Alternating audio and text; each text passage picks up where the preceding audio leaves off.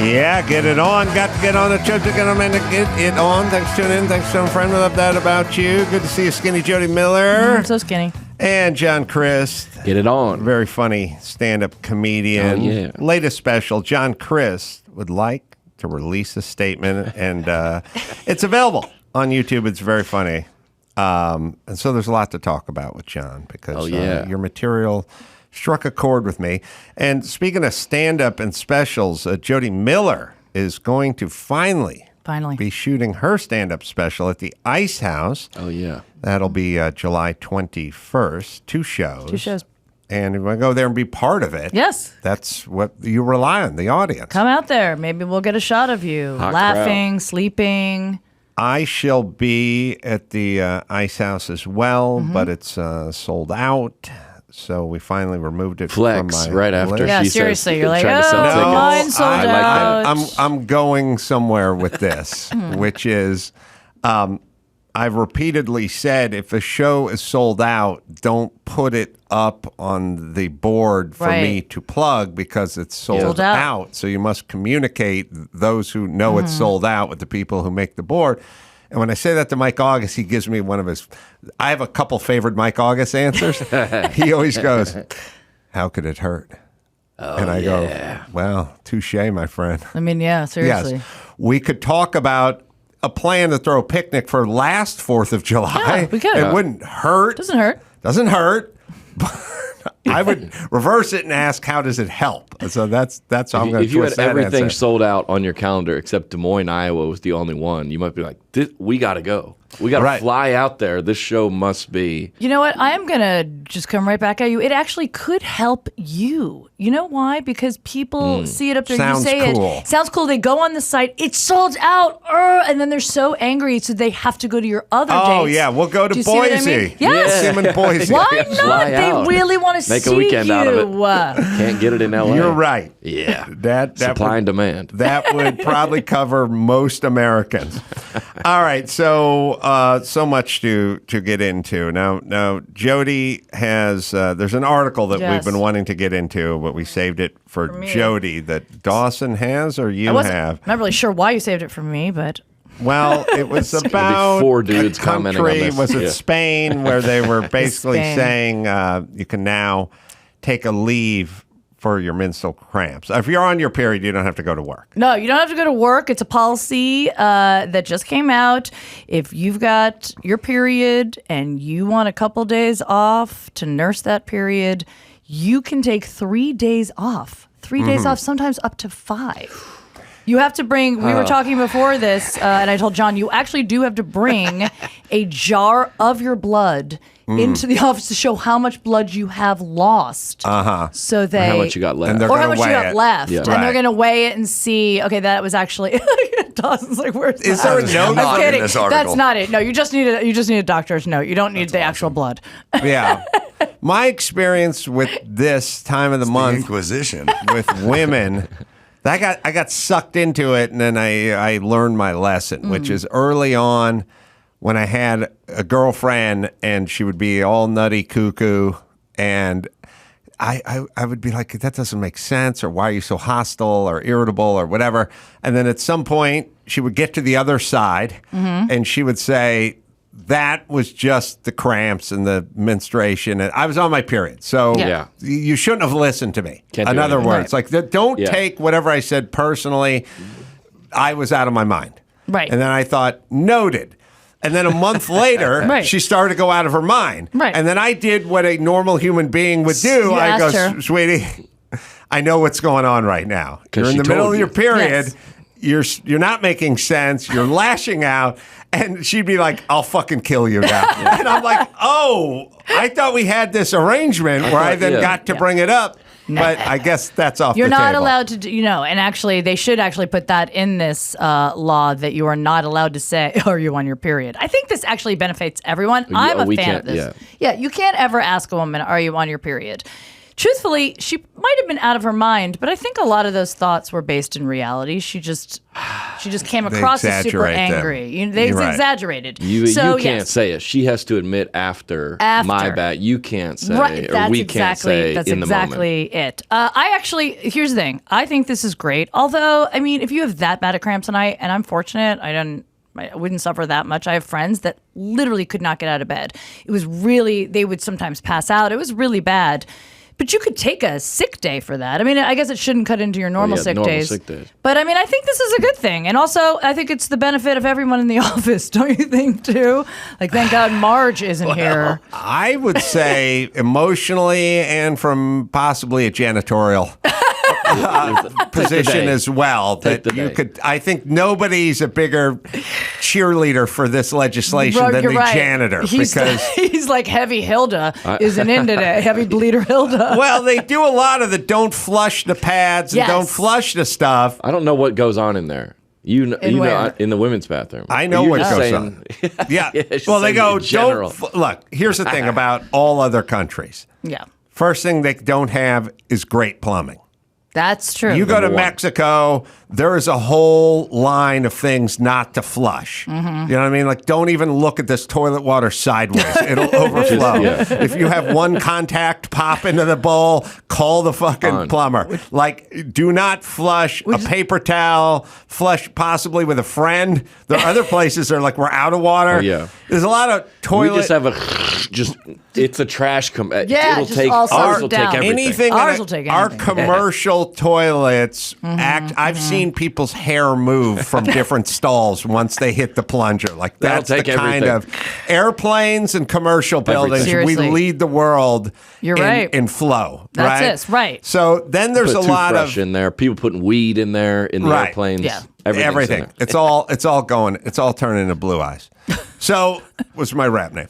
So then you go to other places, they go, do not flush in it. I'm guessing in Spain, they don't have a robust sewer system. And there's probably a sign in Spanish or Portuguese or whatever the fuck they speak over there that says, do not flush feminine products. Yes. In which case, it has to go into the hopper. Now it's into the trash can. Yes. Which it should always, or you just spin it around and fire it at the ceiling. Like, so much fun. You do with a garter belt at a wedding or something. Yeah, it's actually so much fun. So either way, the janitor bears the brunt. He'll take, Right. Didn't it all happen? I feel like in 2019, when everybody left work, or 2020, everybody left work in March, and still nobody has come back. Like, it was just kind of, hey, there's a lot of work from home stuff happening. There's a lot of sick that were remote, and no one really ever came back to work. So except the janitor. Well, as it turns out, most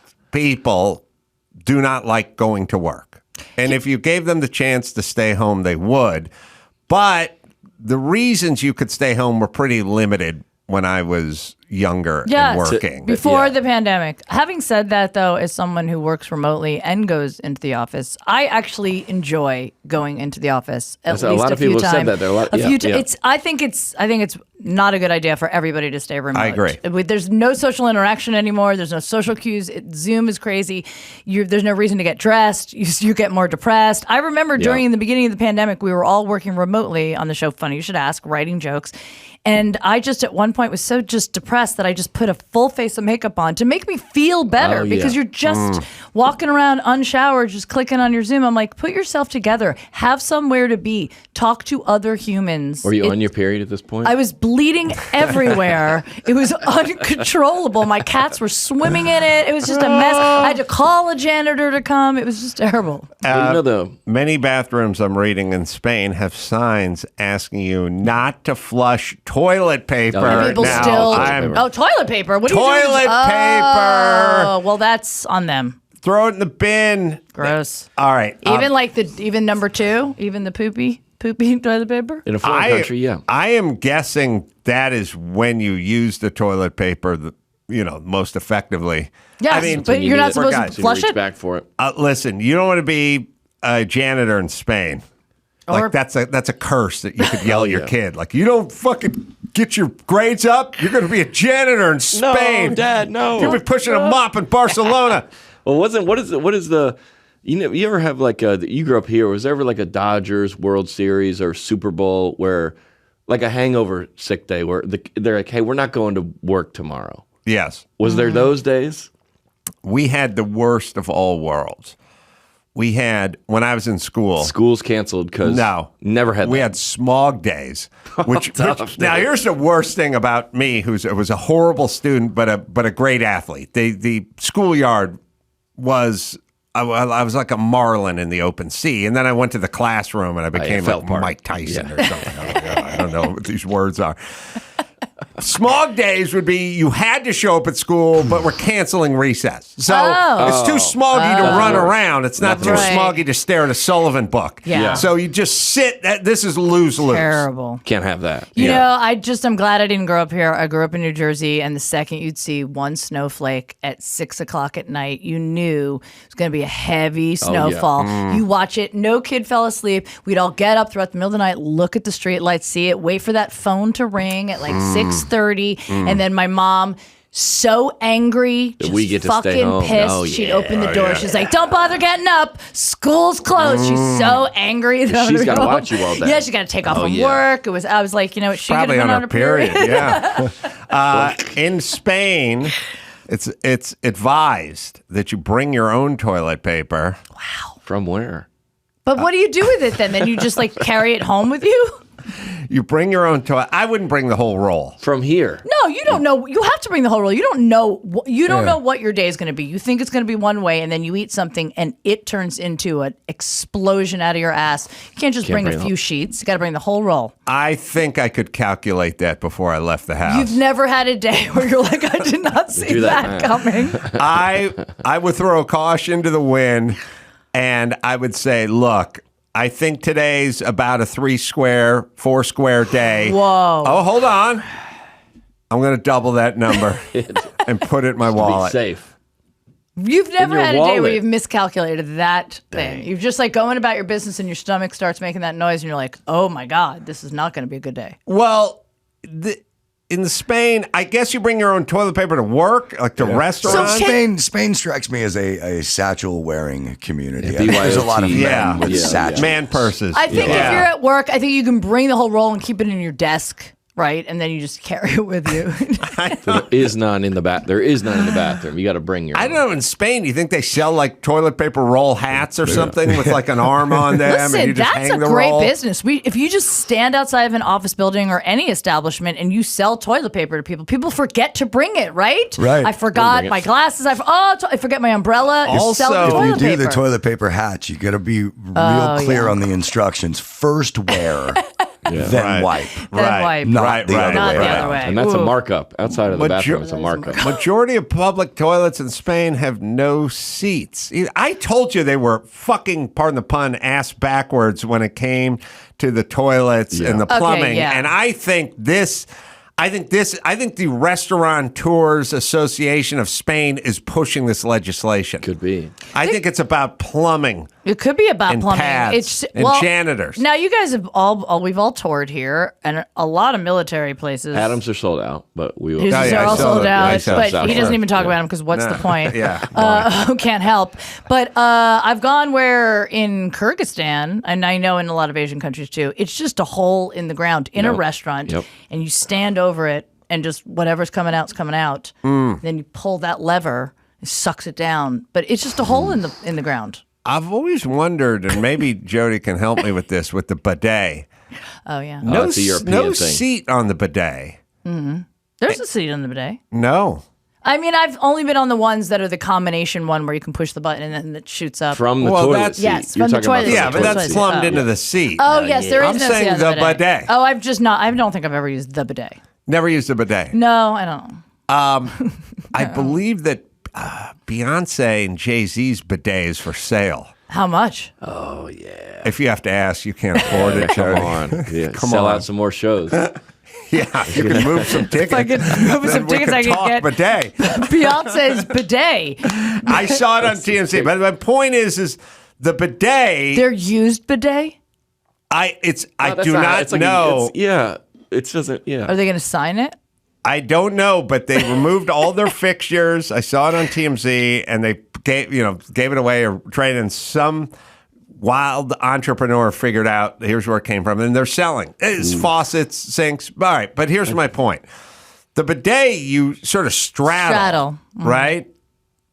But a seat, first off, there should be a grab bar like on a bus or something. Not everybody has good core strength and balance. There's people been drinking. They're wearing platform shoes. Oh, God. You know what I mean? Imagine using a bidet when you're drunk? I can't imagine that sensation. You're dressed to the nines.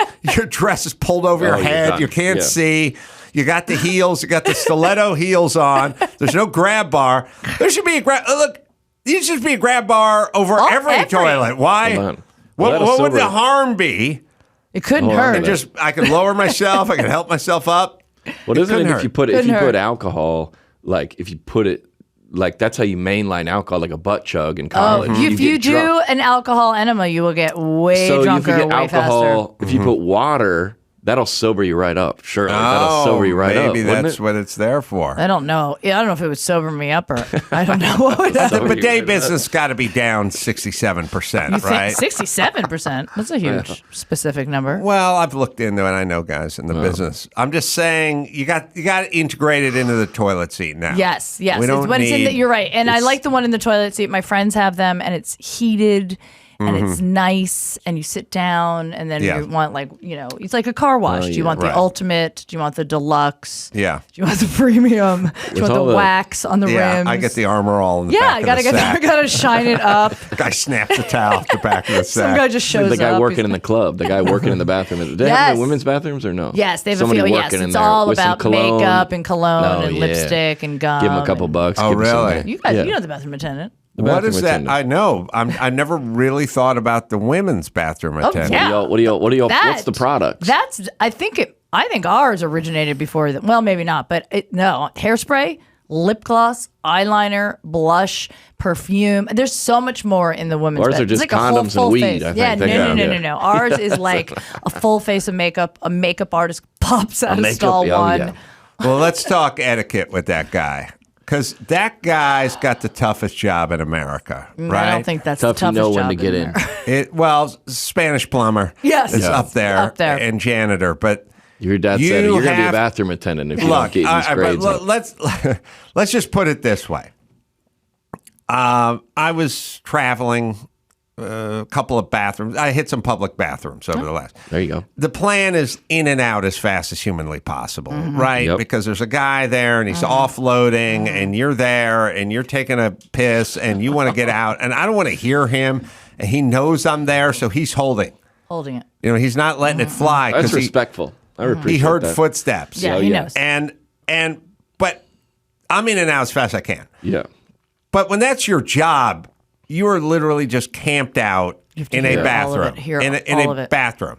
And you're at a strip club and guys are fucked up and they're going to, there's guys booting and there's guys yakking. Oh, yeah. There's got to be guys yakking. You're at a fucking strip, like a convention for like aluminum ciders and you guys have been going at it since noon and it's now 4 a.m. Yeah. And there's no spot for him.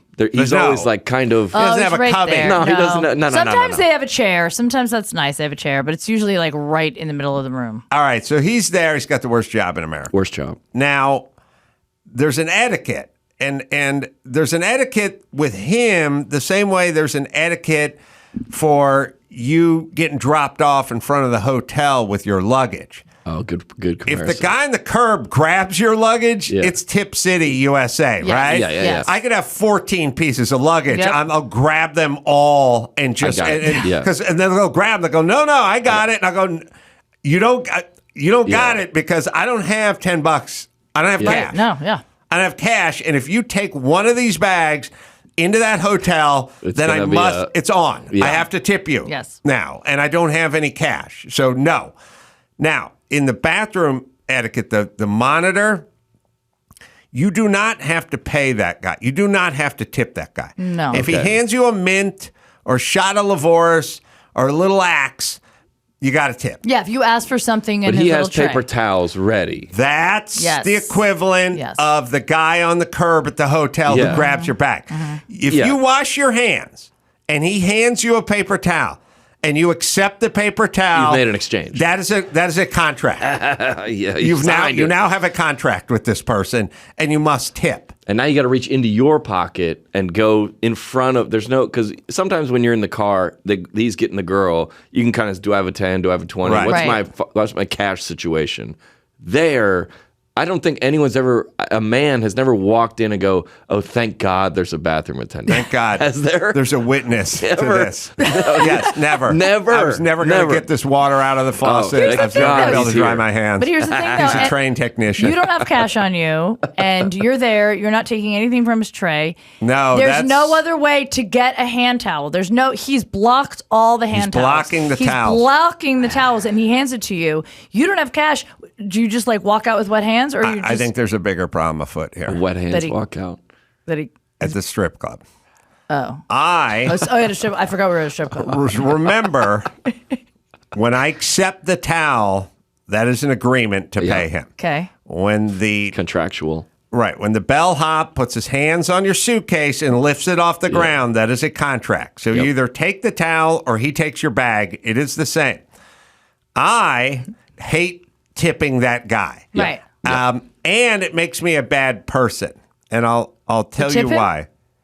To not tip. Oh, yes. Oh, yeah. Tipping never makes you a bad person. Rarely. Rare. It makes me a bad person because I am in a strip club. Okay. When you enter a strip club, there are concessions made. Strip clubs Ethical have concessions made. ATMs. Yeah. The VIG on it is like $26. Right. So I was like, you want to get out $40? You just paid $71. Yeah. Like, it's that kind of waste of money. And you're doing the prime rib in a strip club is $76, and you can get it should at not- $4. You should not order no, that. you bought the gal who gave you the lap dance a miniature bottle of champagne for shooter. $77. Yeah. Like, there is no money up or down. Right. You've taken up $5 bills, you balled them up, and you throw them at the crotch of the woman who is laying on her back on the stage. That's your relationship with money. Yes. You're not thinking about ROI. Right. There's almost zero return on Nothing. investment. But soon as I go into the bathroom, I turn into Warren Buffett. Oh, yeah. I'm like, there's no reason I should give this guy $2. Tight, very tight. I've with the money. just been making it rain. Yes. I've been taking cash and balling up and throwing it at a stranger. The poor guy in there. Now he's thinking about balancing his checkbook as soon as you. All of a sudden, you sober up. Hey. Yeah, it's become very fiscally conservative.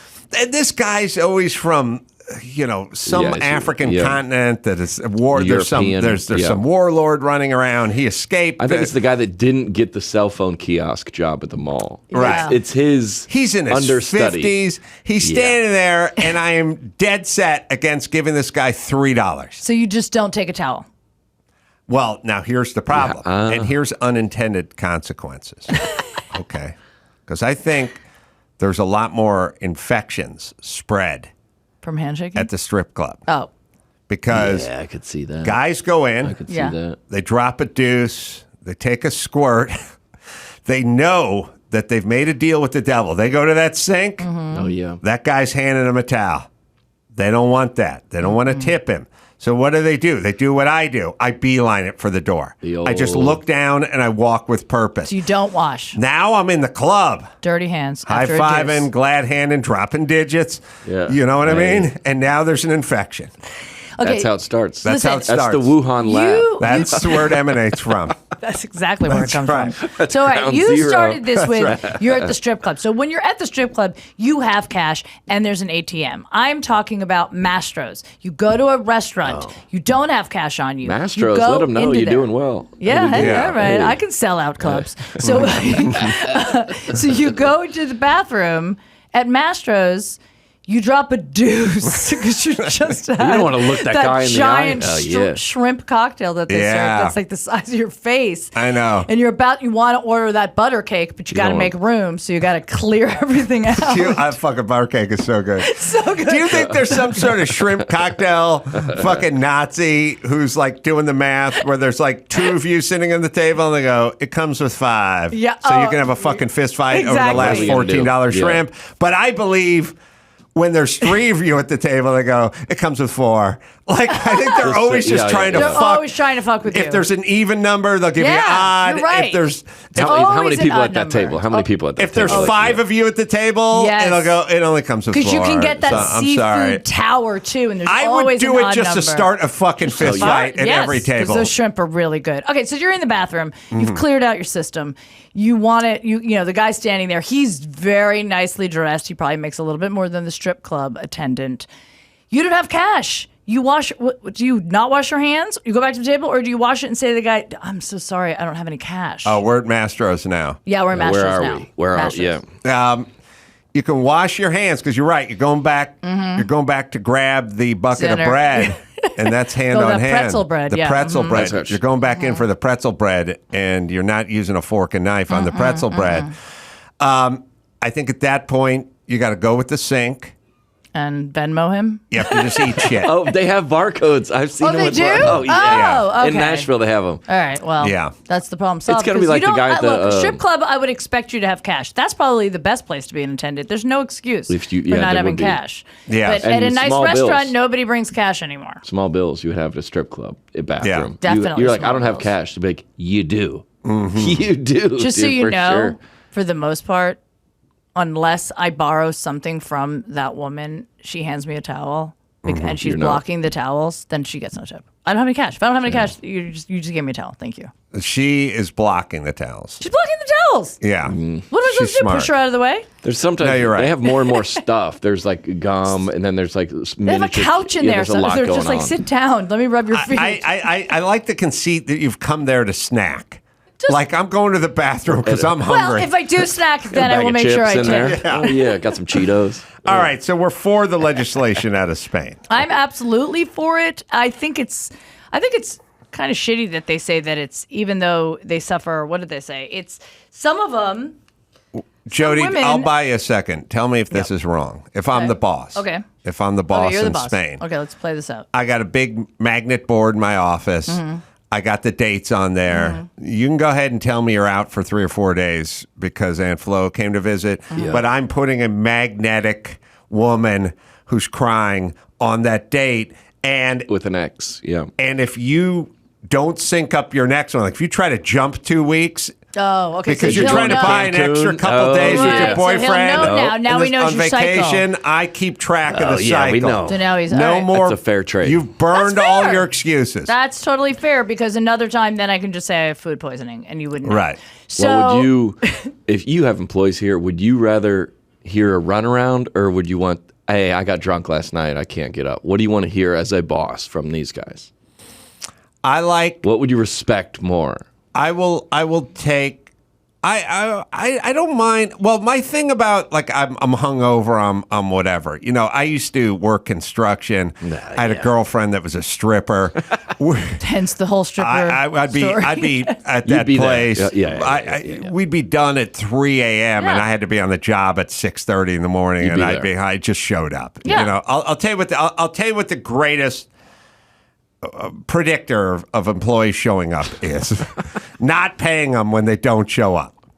The Yes. second this thing Yep. happened where you just went, well, you'll get paid whether you show up or not. Attendance went down Yeah. quite a Dramatically. bit. The thing about construction is it's the number one job for not getting paid if you don't fucking show up. And guys would show up green who'd been up from the night before, like they In a suit. You're fucking still wearing a suit. mouthful of throw up, like one boot. And by the way, Like, that's not who you want building a structure. that's who is building your structure. Absolutely, it was building. Definitely instruction. hungover you dudes. know, Go tear apart any house from like the 20s where like old Irish guys built what it. happened You here? will find bottles of scotch buried into the walls Yeah. because they're fucking getting loaded. Here's a good one for you. I added a bathroom into my guest house because I sell out shows, and and this was when my daughter was born, so I wanted my dad to come out a lot. And these guys are great. I've used them before, and it was this one guy's cousin and his friend, and they'd worked on a different project for me. It was the middle of summer. It was just really, really hot, and one day,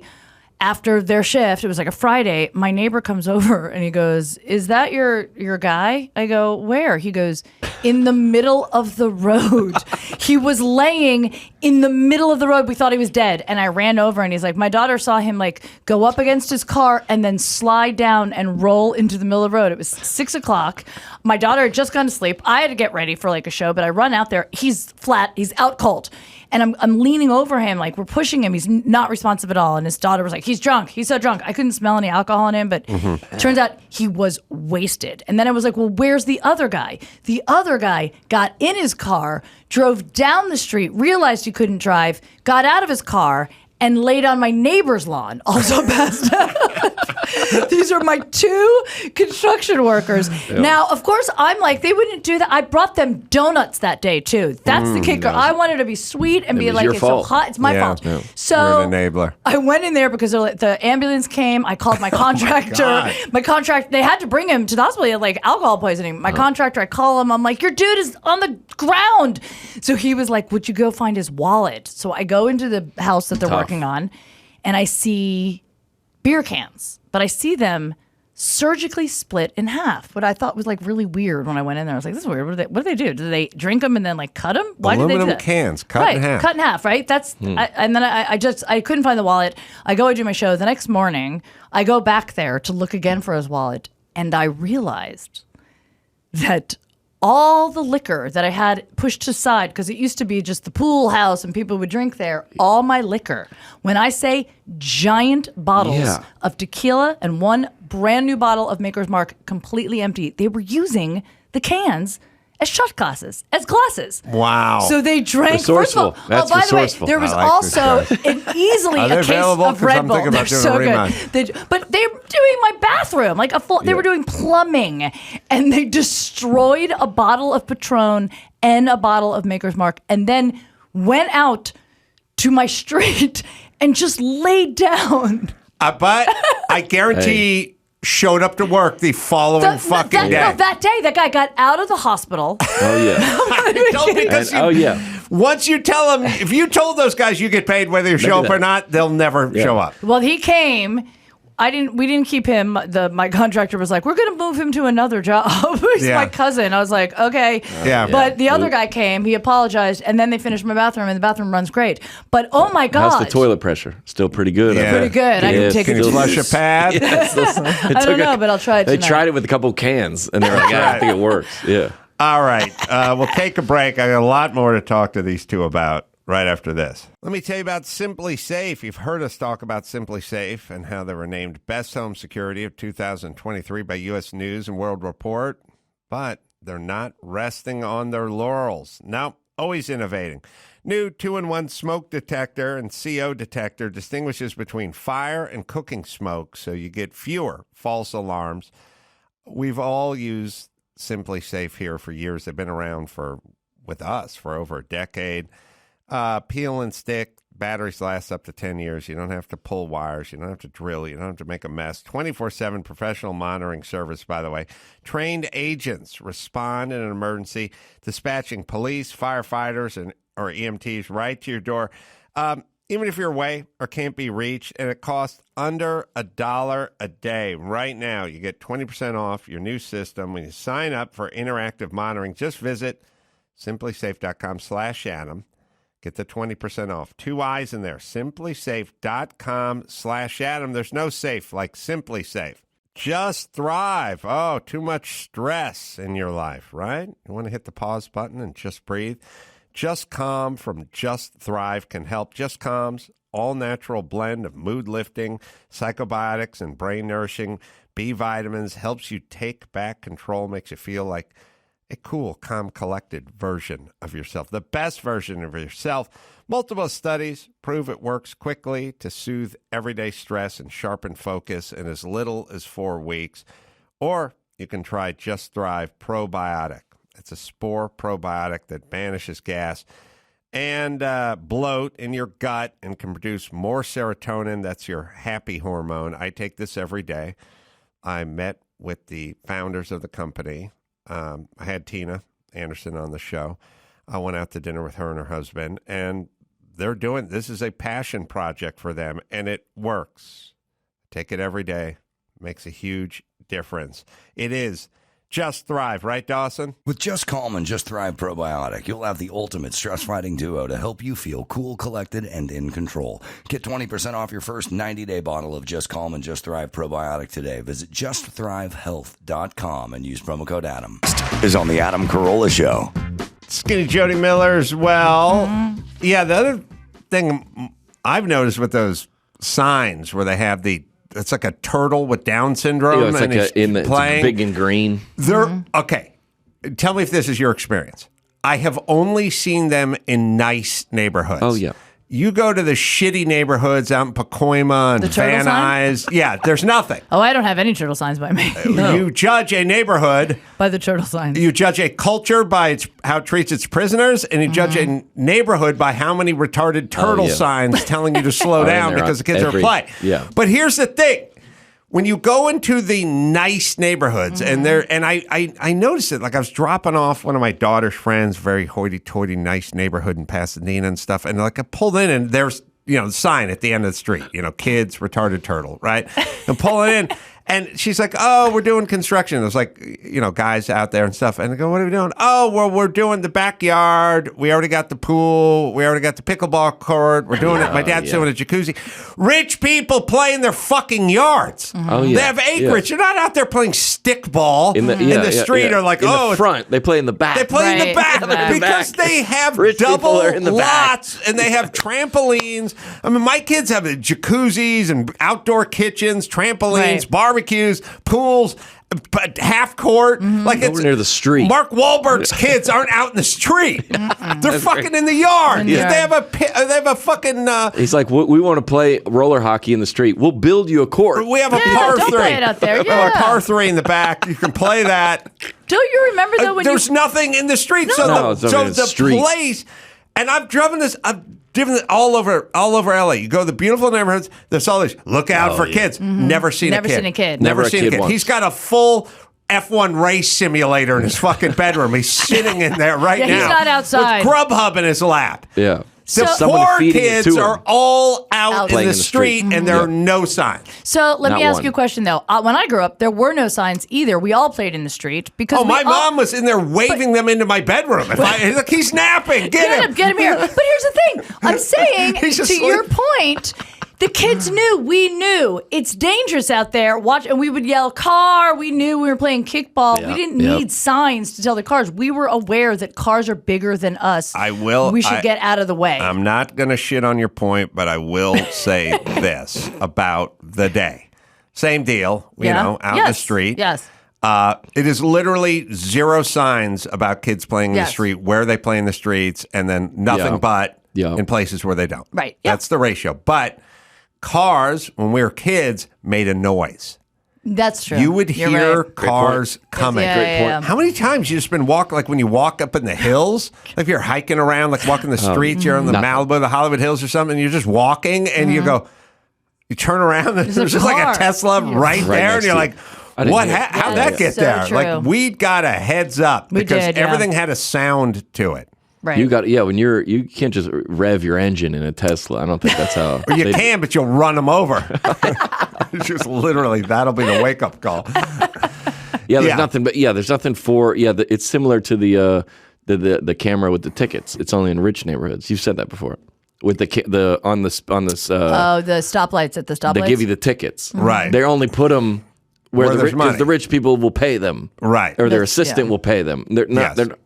In the poor neighborhoods, they go, yeah, we're just not paying that. So who All right. They cares? don't even get their mail. No. So I was talking to Dr. Drew earlier today, but you can tell me if you think this is an accurate statement or not. Some pediatric nurse guy called in and was telling us all about every kid is on the autism spectrum Yeah. now. And I'm like, yeah, because as soon as you create a spectrum, then everyone will be on it in some way, shape, or form. Yes. Like they'll go, does he I close my eyes when I'm thinking sometimes, like trying to work out math or thought or recover memory. I will close my eyes. Now, if I close my eyes all the time, then I have full-blown autism. But if I close it when I'm thinking, now I'm on the spectrum because you've created something called a spectrum. And then I said to Dr. Drew, we're all on the spectrum for everything now. Like, I'm not a full-blown racist, but I am on the spectrum. I have thoughts. We're all on the spectrum. And Drew was like, and I'm not a misogynist, but I have thoughts about the ladies, You're which not puts gay. me on the spectrum. You're not gay. Ooh. But there's that spectrum too. But you That's bend a banana interesting. republic. Really straight. You bend a banana I've republic. been. Yeah. Yeah, and so I was saying, like, okay, so I said, Drew, you're on the racist spectrum with Great me. point. And he said, no, I'm not. And I said, yes, you are. Everyone is. I said, okay, you go to a cocktail party, you run into a guy, you talk to him for a minute, he tells you he's half Japanese and half Jewish, and then you go, and what do you do for a living? And he goes, I play professional basketball. And you go, You do? Now you're on the spectrum with me. You're on the spectrum. We can argue about where you are. You have on a it, thought. but you're on I it. didn't say you're Yeah, you're close on to the front with me. You're not the tip of the spear, but you're on it. Yes. You made it on. But it's either, it used to be you are or you're not. Right. Right. So if Right. you have Tourette's, you can't, you do, if you don't. Right. But that's not how that would, everybody would be on on the spectrum of something and of everyone I'm also Asperger's. on the spectrum. I can see On the that. spectrum. Or if you go, like, if you're getting if I'm getting my haircut by a man and he's done, he's like, you want the shoulder massage? And I go, You're gay. yeah, I like it. Yeah. I wouldn't mind it. You're I right wouldn't mind there. it. Yes. I wouldn't, Yes, feel a you're little right good. there. You're not like blowjob, but you're like another Like, man. if you see another caressing guy, your shoulders. you see another guy working out, and you and you go, huh? Yeah. Where does that put you? You put Yeah. you right here. I'm drawing a line. That's right here. it's a You're like- nicely. I appreciate that yeah. the man has worked hard on his body. Listen, if they say people ask you all the time, where are you on the spectrum? They're already assuming you're on that I spectrum. didn't know there was That's a what gay people say. spectrum. Oh, Yeah. you didn't know there was a I wasn't know there was thinking a about the gay spectrum Oh either. my God, that's the biggest conversation anybody says. I'm bi. I'm over here on the spectrum. I'm over here. I kissed a girl in college. I'm like right here on the spectrum. I think women can be bi. I don't think guys can really be bi. Why can women be bi? Guys can't be bi. I'm just wondering. Okay. I've heard this. explain. I've heard this before, but I'm wondering. I your think point of first view. off, I used to say on Loveline that bi was basically you just saying bye to heterosexuality and hello homo. That's what bye heterosexuality. I'm bi. And that's why I always say bi is gay with a publicist. They always start, Elton John's bi, but he ain't bi anymore. Everyone starts off bi because they go, If it's good for PR. we're going to boil this frog slowly. Like, I'm not going to tell everyone I chug cock 24/7. I'm just going to go, I like the guys and I like the gals, and you guys can sit Whatever, with that. yeah. You can steep with that. Let that Right. sink in. That'll wash over you. And then about 6 years from now, I'll be marrying a dude. They never go back It's the an other easy. way. Right. It's an easy transition. All right. Yeah. Okay. You get But women, Well, women for emotional and then physiological, practical reasons. okay. You know what I mean? Like, women can engage with other women sexually, because we've decided that the form is beautiful, the aesthetic for a woman is Yes, beautiful. We use yes. them for advertising. Yes. And people go, oh, look at that new Corvette. It's shaped like a beautiful woman. You Yes. know what I mean? So we've established it as a standard. Right. And we've Yep, also yep. made it perfectly fine for women to explain that other women are very beautiful Right. and the aesthetic of Right. it. And they don't have a weapon that fires jizz in the middle of their body. You know what I mean? It's like it's yet. much less of a commitment. I mean, You do, dude, you're going to get dick in your ass at some point. You don't. That's a thing. And no one, you know what no I mean? It's straight like- man has ever gotten drunk or high and thought to themselves, I want to make. I think I want to kiss a man. Yeah. Right. Never. I've never. I can tell Never. you this. Never. And I guess I'm on. Where are we on the spectrum now, bitch? We just You're said over never here. 8 Okay, times. I heard you. I don't know who you're trying to convince, me or each God. other. Did you guys make out before the show? Well, if I was.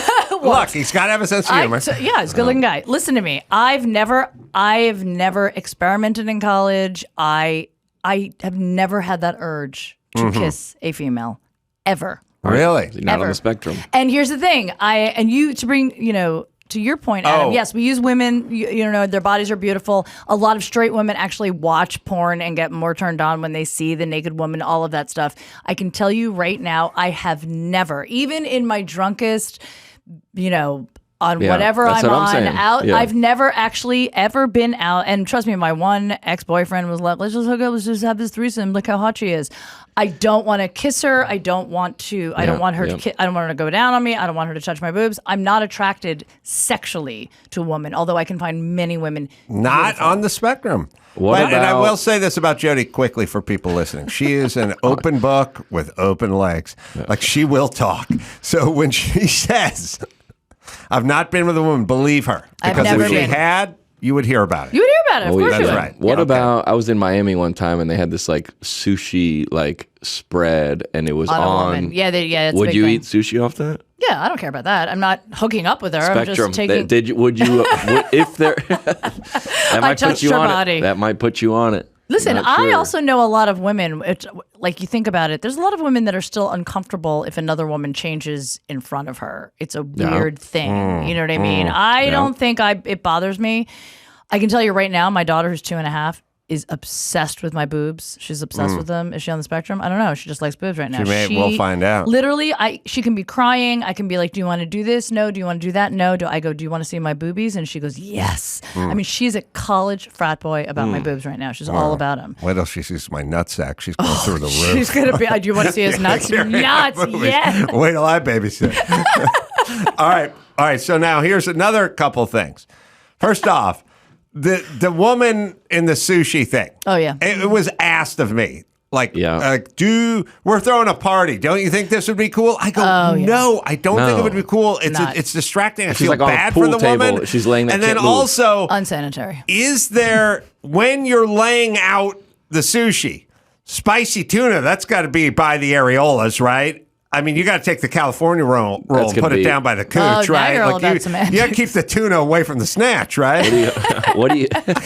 I'm just What's saying. gonna be most popular with eating? Yeah, if But it's a vegan. can you put the yeah. snapper by the snapper? I'm saying you'd be really. Isn't that more of a guide, like the snappers by the snapper? I think you would keep the avocado roll and the California. I think the avocado roll down by the snatch.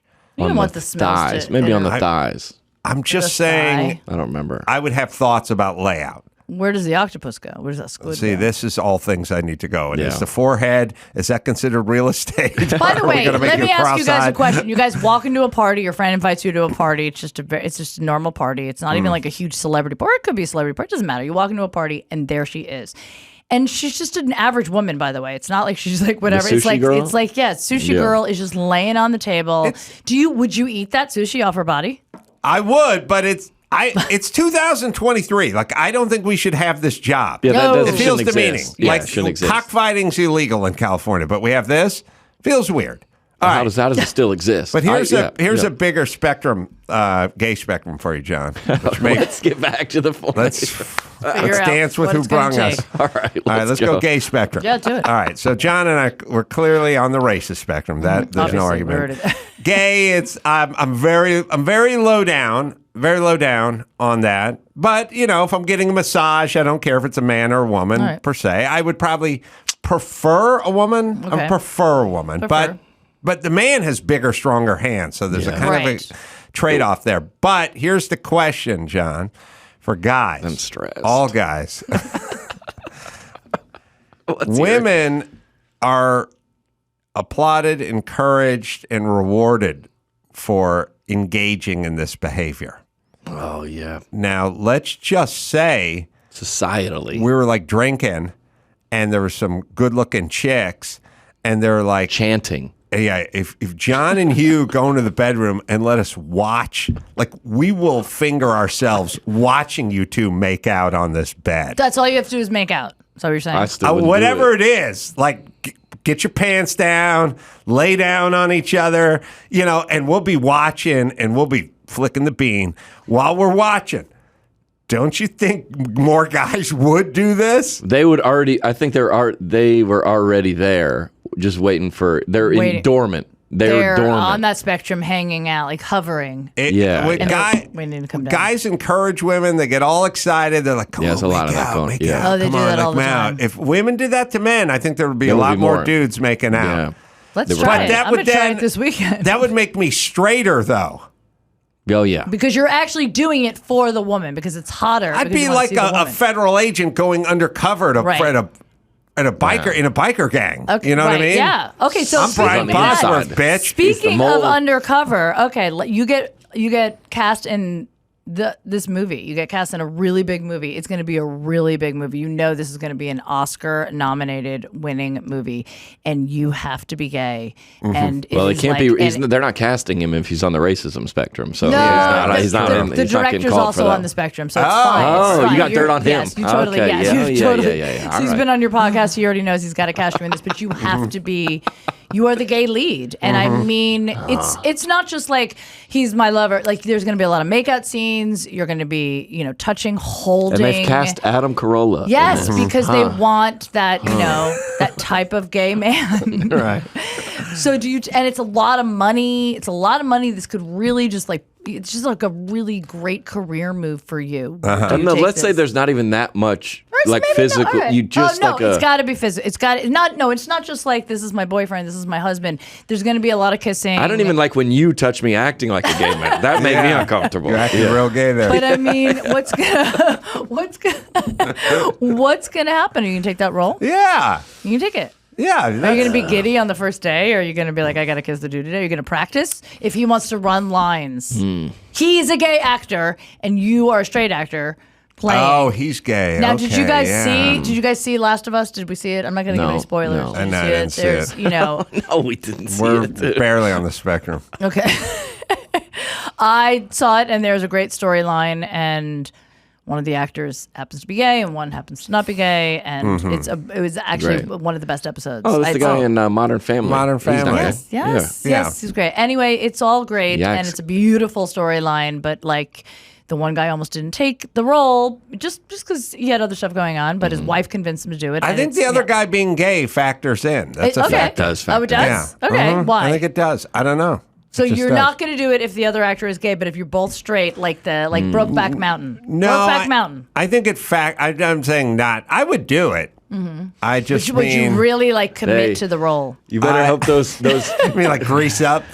Yeah. those week one, your agent calls you with the box office numbers. You're like, this thing better have gone. Seriously. This thing better be I mean, going think to the about it. When moon. Brokeback Mountain came out, two very straight, manly actors. Never were saw it. What? Never Not saw on the it. spectrum. Never saw it. What? Oh, yeah, Not we're on good. the gay We've spectrum. absolved We're good. ourselves. One question: we've never seen this movie. Never seen it. All right, Not on they get the What right. about- They get so into it that you are like, wow. If that was me, I mean, like, yeah, they're like, do the reach behind. It's a lot. I think it's a reach around. Whatever.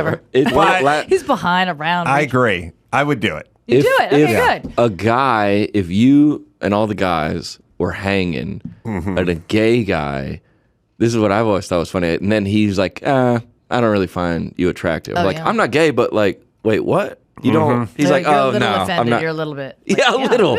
A little. It's You're fair. like, wait, you think this guy is like, you don't at all. Yeah, I think we would all like to be found attractive. And we've also anointed gay men as having the number one aesthetic eye Yes. in America. Oh my God, yes. You know? Gay men and teenage girls. I had this one gay guy. He was like, "You are stunning," and to me, it was the best day of my life. It's like when a because- black guy says your shoes are cool. Yeah. Yeah. Yes, Oh, there you yeah. go. Black guy saying you got nice shoes. Nothing Oh, better. my God. Nothing better. All right. Other subjects to get into. Let's see. I had something else I was thinking about for a while. I was always kind of trying to think of the difference between Biden and Trump. And Yeah. there's subtle differences. There's nuances between the two of them. But Yeah. I was saying to Dr. Drew the other week, and I was thinking about it, and I finally did my homework, which is Trump is a blowhard. And he's a bombastic sort of blowhard, and Yep. most every woman I know hates it because they hate they hate that he's just a bombastic blowhard. You know, they all and it's an aesthetic. It's like he's got the gut and the hair and he's big and he's orange and he's constantly talking about how classy everything is. Biggest planes, richest, best golf courses. They hate it. They hate it. And so I know a lot of people are like, I could never vote for that guy because I hate that guy. And then my thing is like, you should vote for people based on policy because you're doing it loosely on this. First off, everyone who voted for Barack Obama thinking that they would like to have a beer with him. How many actually had a beer with Barack Obama? None. And if the answer is 0, then don't vote based on wanting to have a beer with the person because it's never going to happen. Right. But they will have policies that may affect you and your family, and you should focus on those. And maybe you won't like those either, but let's at least focus on what that is. Yeah. And then you could go, I agree with that policy or I disagree with that policy, but don't do it based on the beer because the beer will never happen. Yeah. So, and inflation, you can't buy a beer anyway. That's right. So, it's too expensive to buy a beer. You can't even have one with anybody. So I was thinking about it and I thought the difference between these two guys is, I said, there's a clip of Joe Biden that I played before, which is unbelievable that nobody really thinks is unbelievable. But to me, it's insanely unbelievable that he said this. It's from like 20 years ago, but he was running and they were asking him about his scholastic achievements. And he just lied pathologically, like insanely narcissistic, he has sociopathy. He's a sociopath. I mean, he just lied, insane lie. Like it's one. So there's lying. There's lying when you get pulled over and the cop goes, Spectrum. You've been drinking tonight? You go, no, I had one beer, like one beer. Right. You had 5 beers, but you had one beer. The guy on the lawn who just got done sweating your copper pipes told the paramedic he had one beer, right? But that's the lying. It's a spectrum. It's a spectrum lie. Like if you said I graduated from Harvard, you're like, no, you didn't. Right. So, even you weren't there. There's kind of lying, and Trump does that kind of lying, and then there's just completely making shit up for no good reason. No reason you don't have to. So, but first we'll play Trump, and this is he's talking about his college in Wharton School of Finance or whatever, and this is the bombastic, blowhardy version of a politician talking about his education. I went to the Wharton School of Finance. I was a very fine student. And I will tell you, one of the great schools in the world, the Wharton School of Finance, one of the hardest schools in the world to get into. I got in. Let me tell you, I went there. Oh, my God. All right. How many times are you going to say that? Now, as a taxpayer, I'm like, he's a blowhard. Yeah. But if he went to the Wharton School, he still went to the Wharton School. And if his policies are good, then his policies are good. And did he go? He went. I talked to Dr. Drew about him. We got to look at but we didn't. I wouldn't even care. I don't think anybody cares what school they went to. That to me is like. But if he enrolled in there for a day, that's just an exaggeration. He may have won like as an undergrad or something or something. But all right, he's got us on a technicality. Okay. Play it again just because it's so Trumpian, right? So Trumpian. And I said I know there's clips of him talking about how beautiful the Wharton School is and how great he is. Like it's out there. I went to the Wharton School of Finance. I was a very fine student. And I will tell you, one of the great schools in the world, the Wharton School of Finance, one of the hardest schools in the world to get into. I got in. Let me tell you, I went there. All right, so that's Trump at his blowhardiest best. He's talking about his education, right? All right, now here's Biden talking about his education. You got to kind of turn this one up. I think it's to do. The new questions stem from taped remarks of Biden during an April campaign appearance in New Hampshire. I went to law school on a full academic scholarship, the only one in my class to have a full academic scholarship. Went back to law school and in fact ended up in the top half of my class. I was the outstanding student in the political science department at the end of my year. I graduated with 3 degrees from undergraduate school and 165 credits, only needed 123 credits. Biden now concedes he did not graduate in the top half of his law school class, that he does not have 3 degrees from college, and that he was not named outstanding political science student in college. Newsweek says Biden actually went to school on a half scholarship, ended up near the bottom of his class, and won only 1 degree, not 3. Joe Biden. One is a blowhard. The other is a sociopath. Yeah. That's a fucking insane liar. By the way, now picture him going, oh, I've never talked to my son about any business. That guy, the same guy. To say that. The guy said he had 3. Yeah. I said, Dr. Drew, I didn't go to college. Mm-hmm. I don't know how this works. Could you just think you had a couple extra degrees or went on a full scholarship when you didn't go or graduated at the top? And he's like, it's impossible. Yeah. It's impossible. He's a sociopathic liar. It's insane.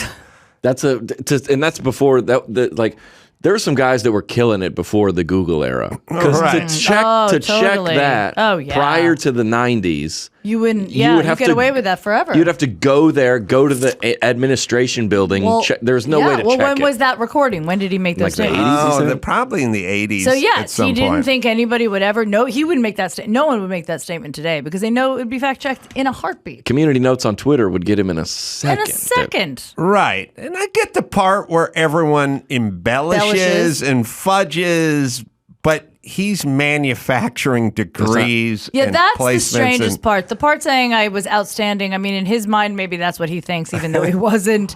He didn't get a full scholarship. He got a half scholarship. But saying I have 3 degrees, it's so. Also, I don't know anybody has 3 degrees. You graduate. You don't give. They don't give you 3 They're degrees. Not just like you deserve more degrees. It's like you could have a double major, I guess, but you don't have like 3 degrees. Well, that's so good. That is the difference between the two, in my humble opinion. I do want to point out, though, because you brought up the people are voting for people because they like them or they want to have a beer with them or they're attractive. Yes. And that definitely started with JFK. If you look at every president before JFK. We didn't find him attractive or you guys would easily blow him. I've never seen a photo of him. Did you hear the way Adam said yes when I said JFK? Yeah, so into that. Oh, yeah. But that literally was the first. They were like, look at this young, attractive guy who's not you, everyone else. But yeah, everybody was, girls wanted to marry him.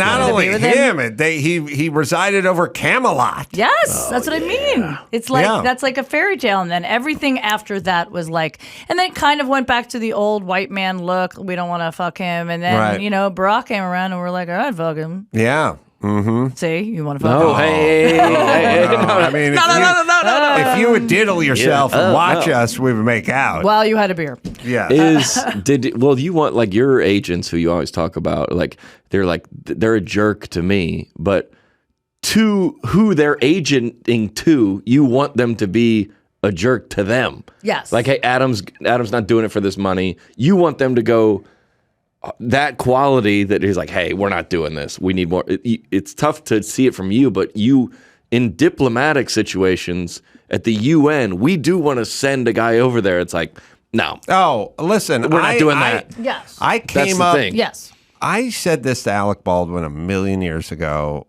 when he was talking about he was kind of dipping his toe in politics and stuff like that. And I said to him, these countries that are bully countries that I was thinking probably mainly more Middle Eastern countries back then. When you say to those people like, look, we don't want a problem, they go, oh, he's a pussy.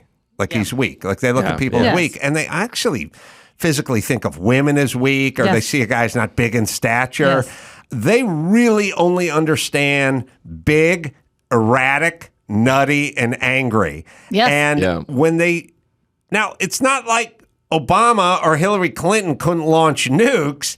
It's just somehow they look at them and they go, oh, he's not going to do it. He's weak. And I always used to tell Baldwin he needed to, this is 20 years ago, pack on the weight, get a big barrel chest, grow a big beard, wear an old-timey suit with like a pocket watch and stuff, know? And then like he could get in and he would just yell at these banana dictators and he'd yell at all these Middle Eastern guys and stuff. And then at some point he'd check his pocket watch and say, I said good day. And he'd storm off or maybe wear a sword or something, know, and they'd be scared shitless. And yes, I think there was an element of that with Trump. Like the boss is coming into work. he's nuts. Yeah. No one call in and say they're on their period. He's checking. Because you're coming in bleeding or not. Oh, yeah. He'll go full Megyn Kelly on you. Remember? Bringing it full circle to the cycle. All right. Boom. That was a good line.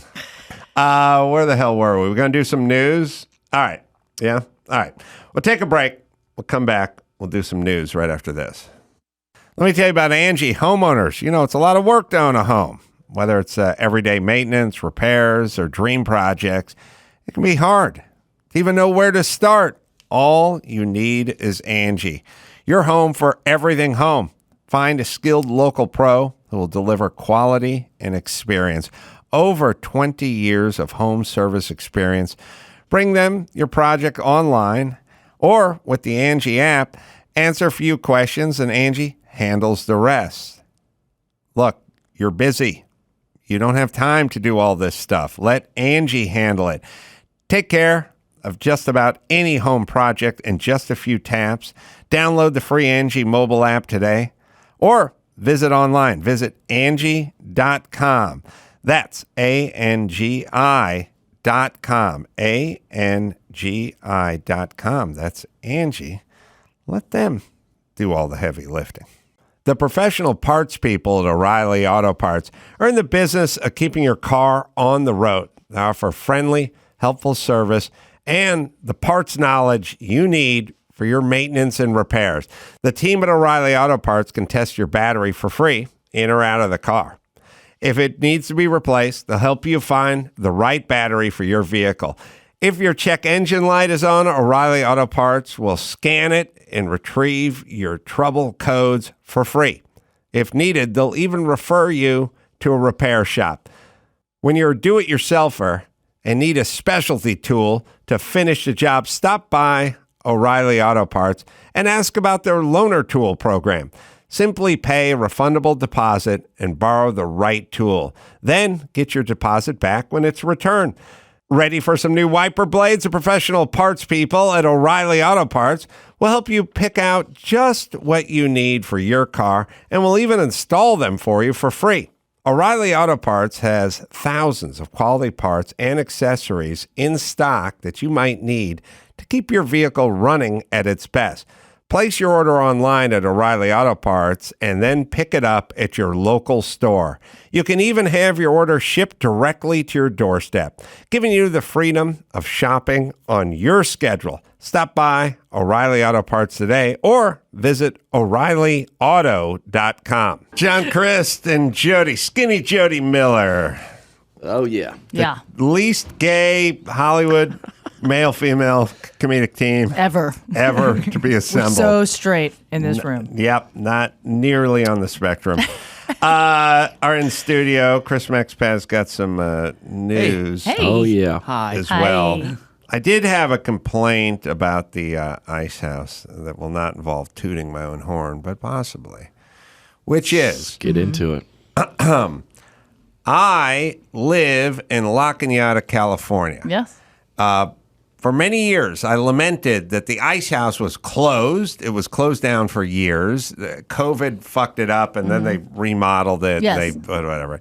And I said, it's the only comedy club that's within striking distance of my house because I have to go from my house to the Improv on Melrose, to the Comedy Store, to the Laugh Factory. It is a 45-minute drive each way. Yep. It couldn't be further away. Yeah. All right. And then at some point, they reopened the ice house. And I said, now I shall rejoice. I shall rejoice. But I then got booked at the ice house. And each time I've been booked at the ice house, I've not been in La Cañada because I'm splitting my time between Malibu, California, and La Cañada. And the last two times I've been there, I've been in Malibu. So now I have to drive from Malibu, California to Pasadena, which is much further than it would have been to go from La Cañada to the Comedy Store.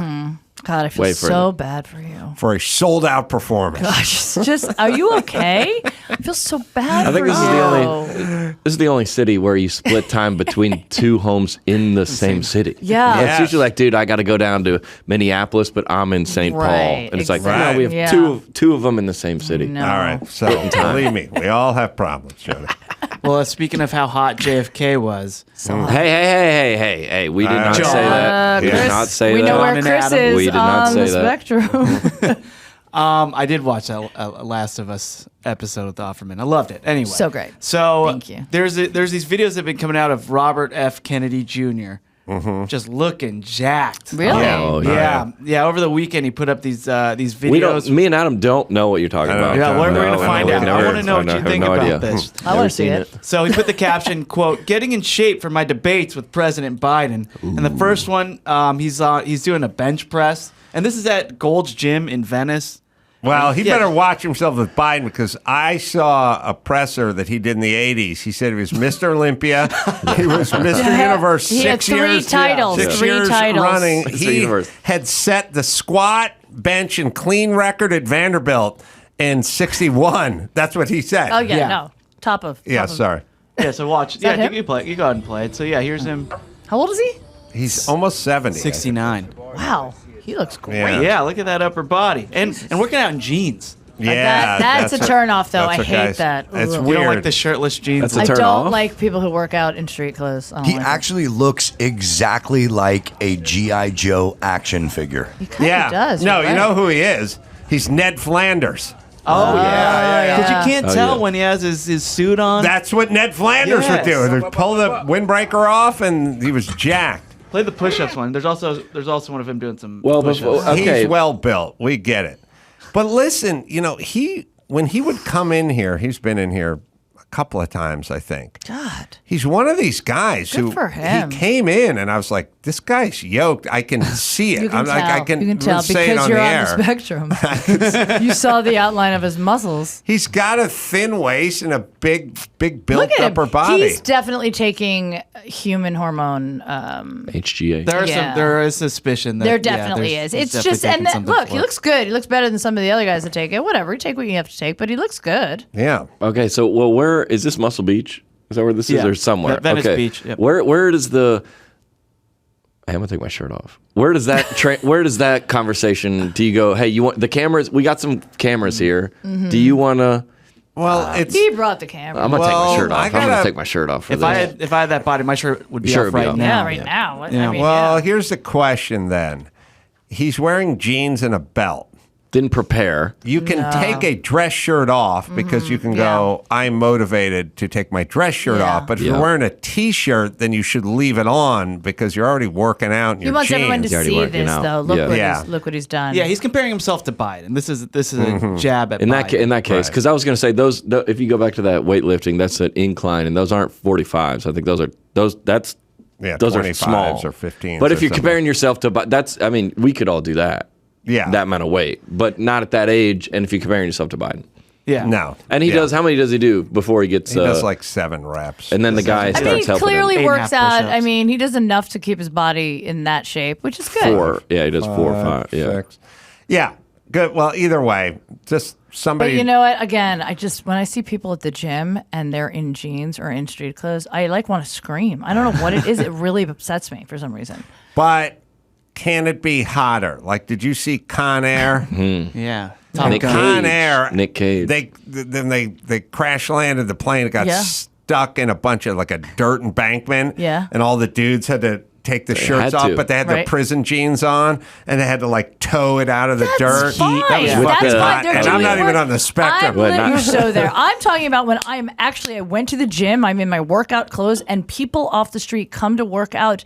They're clearly coming to the gym. They know their gym, and they're wearing jeans. I don't like it. It bothers know me. It about that. upsets me almost for some Yes. reason. So It's like it's not right. Did the Top Gun volleyball scene not do anything for you? No. I'm saying I like men with their shirts off. In fact, my one boyfriend was so hot when I was like 25, 26. We were meeting friends for brunch outside. It's a nice place.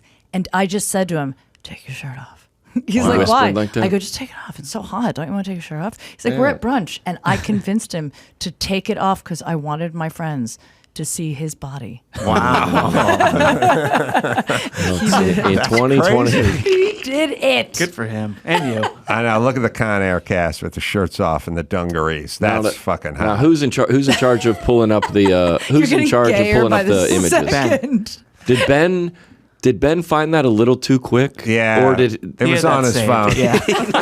he knew it? This He whole goes, "What Con Air? building- Oh, I got it. Don't this worry whole about building it." is sliding He down didn't that seem like he had to spectrum. search it. He Right didn't into seem like he had to blowjob. search it. All right. Anyway, he's yoked. Good for him. Yeah, Mhm. that's nice. All right. He's not going to debate. Biden's not going to debate Right. him. Biden's not leaving the house. But all right. So the biggest news at this moment is they found a new host for Wheel of Fortune. Oh, really? wow. Yeah. That was quick. It's quick. It's Ryan Seacrest. Oh man. Yeah. What? So he just He announced has it. enough. Isn't he still like Kelly and Ryan too? No, he left in He just February. quit that. Oh. Yeah. It's a free agent. Yeah, 48 He's a years free agent. old. Yeah, just left live with Kelly and Ryan. He put up a statement on his Twitter just saying. But you that have he's to excited turn the do it. letters to read it. Yeah, it says, I'm truly humbled to be stepping in the footsteps of the legendary Pat Sajak. I can say, along with the rest of America, that it's been a privilege and pure joy to watch Pat and Vanna on our television screens for an unprecedented 40 years, making us smile every night and feel right at home with them. Pat, I love the way you've always celebrated the contestants and made viewers at home feel at ease. I look forward to learning everything I can from you during this transition. Many people probably don't know this, but one of my first jobs was hosting a little game show called Click for Merv Griffin 25 years ago. So this is truly a full circle moment. Spectrum. Merv was on that Spectrum, boy. Yeah. He was way to the He was right. an apprentice. Oh yeah. So, and he says, I can't wait to. So continue Vanna's tradition work staying with him. on, right? Vanna's staying on. She's trying to renegotiate her contract, but Is that she's why staying Pat's on. leaving? She has a year left. Pat's leaving because he's just time. leaving. Yeah, He knows. I think Pat is just borderline gonna get canceled. Like, I just he's like heard on the he edge. is on not Twitter. a nice person. Right? I heard Yeah. he's Oh, just really? such a Yeah. nice, not Get a nice out while you person. can. What is he? I like What's that. his No, deal? I like. I Pat. align He's with a what he right-winger? says. Yeah, He is a yeah. right winger. Oh, okay. that's not what I'm saying. I'm just saying I heard he's just not nice on set to people. That's what I've heard. I don't know. maybe. Does anyone? I mean, I know you have the money. I know you have the notoriety. I know you have the consistency in terms of your job. But do you really want that career where you just forever this He probably person? didn't think he was going to have that career forever. Like He Drew thought- Carey is doing it, and then Wayne Brady does it. The daytime Yes. game shows, right? I think, but they actually, their career was like, you know, they had a career as a comic and they were touring, and then they went to this because they wanted They the wanna chill stability out a and they little wanted bit. the money. Yeah. Pat started at this. This is like one and only thing. I have That's all Drew he's ever Carey on my Mount Rushmore of most money for least funny. Like who else is on there? physically? Who else is on there? Oh, Well, most money. I mean, you have to really do a deep dive. Like Kevin Hart is not funny, but he's a really funny actor. But it's like stand-up isn't very funny, but he's a super hard-working guy, and Okay, he's a so- businessman so he and stuff shouldn't like be on that. there. So Yeah. Tyler Perry. he's just- like off that list. Tyler Perry just bought BET and VH1. Oh, he got Really? it. Yeah. Oh, Byron Wow. was Tyler vying Perry. for that. So, Well, but there's Tyler always got it. Yeah. this might be, I don't, as a comic, I feel like people love to glorify the comics that passed away. Like my favorite comic was Robin Williams. Yeah, but like wouldn't- nobody loved Bob Saget when he was alive. That's what I just- say. But, Yeah, oh, wait, yeah, I don't yeah. want to sound like a douche. No, I agree. I knew everyone Bob Saget knew, and everyone agreed he was the nicest guy in the Yes. world. And everyone Nicest loved guy. Bob Saget. Yep, yep. Everyone loved Bob Saget. No one said he's a shitty comedian. Right. They never said anything good about Yeah. his comedy. They were just like, oh, Bob's a great guy. Yeah. We love Bob. Bob, Yep. I'll do his Yep. event. I'll do whatever. Everyone loved Bob Saget, but they didn't do he was a great comedian. Right. But when you die, same with Brody over at the Comedy Store. Yeah, like Brody no one, Stevens. no one, And this isn't no even one cared about his even the guy comedy. with They liked him. the glasses and the long hair, whatever. That did the one-liners on the Tonight Show all the time, and it was like, "This is the greatest." What's his name? And it's All the right, we're same gonna with. think about it. Hold on. Glasses, Long hair. long hair. How long ago did he Emo die? Phillips. No, I tried to write my name. I was gonna get my teeth cleaned. Instead, I just got a tan. Right. That Mitch, kind of stuff. Mitch Hedberg. Yeah, Mitch Hedberg. Mitch My Hedberg. bad. Hedberg. But it's cool to say, oh, you know who I like? Right. Oh, yeah. Yes, of but course. they're not here anymore. It's like a Right. Yeah, nobody when I was coming up, I didn't hear much. I loved Robin Williams, and now one of the best, right? Because Right. I mean that happens. That's why I'm going to be worshipped after I'm. Well, after I I'm think it gone. has to be an untimely death. For Untimely, it to- yeah. Yes, yeah. untimely. Be part of the Yes. legacy. Having said that, Yeah. I saw. I mean, I've seen, as you probably have, Robin at the Comedy Store. I remember it was a while ago, but he was working at an hour, and I mean, I think he was a brilliant actor. I think he was really good nobody's at gonna acting. disagree with that. Yeah, and his comedy. I mean, the first 5-10 minutes, people were just laughing because it's Robin Williams and he's being really goofy, and then he started getting into his material, and I was like, this is awful. And You nobody- just was like, nobody else. I was just like, this Who is- else is dead that we hate? Oh, no, I Geraldo, thought, but he was a nice guy though too. Greg Geraldo, yeah. I'm gonna yeah, say yeah. what's the name of the black guy that they always do the fundraiser for every year with Bill Burr and Patrice. Patrice. Patrice. Patrice is a great comic. All right. Well, so let's just say this, so we're not being disrespectful. Anyone's Yes. gone. There are people that are immense talents. Yes. Like you think Yes. of Robin Williams. He's an as immense Is a talent. crazy Yes. talent, and I think of Kevin Hart that way too. Like he's a great talent. He works his ass off or whatever. Yep. Not a fan of the stand up, but fine. And yes, we do have to do this thing. There's Yeah, Alex Trebek is one of he died. yeah, no one, but the people that do the game shows for a million years with too much reverence for Yeah. them. We love Alex That's Trebek. He can do no wrong. I don't care about Alex. Where do you Trebek put him? or- Where do you put him in the the spectrum, on the gay pantheon spectrum. of? No, yeah. No, look, when people are worried about Jamie Foxx, Yeah. they mean it. Yeah, what Like, is they're- going Yeah, on with yeah. him? Nothing good, but the point is that they go, that guy's a fucking Yeah. That guy's a talent. monster. He's a Like, that guy's a talent. He's a monster. monster. He's a Yeah. talent. And he's a We're nice not- guy. That's another thing. He's a We're nice not guy. just being nice because there's an issue. I think it's because when they die while in their not prime, but while they still have An a lot of untimely good death. Yes, they years could have, left. yes. Right. Yeah, yeah, Like Kurt Cobain is also one of them. yeah. Who? Yep. Kidding. Yeah. All right, so there's a new study. Math and reading scores among America's 13-year-olds have fallen to their lowest Shocking. levels No in decades. way. I don't Shocking. believe I don't this. believe that I either. know. This can't be. This is not The Onion. With math scores plunging by the largest margin ever recorded. Right. Yeah, according to the results of a federal test known as the Nation's Report. Yes. Okay.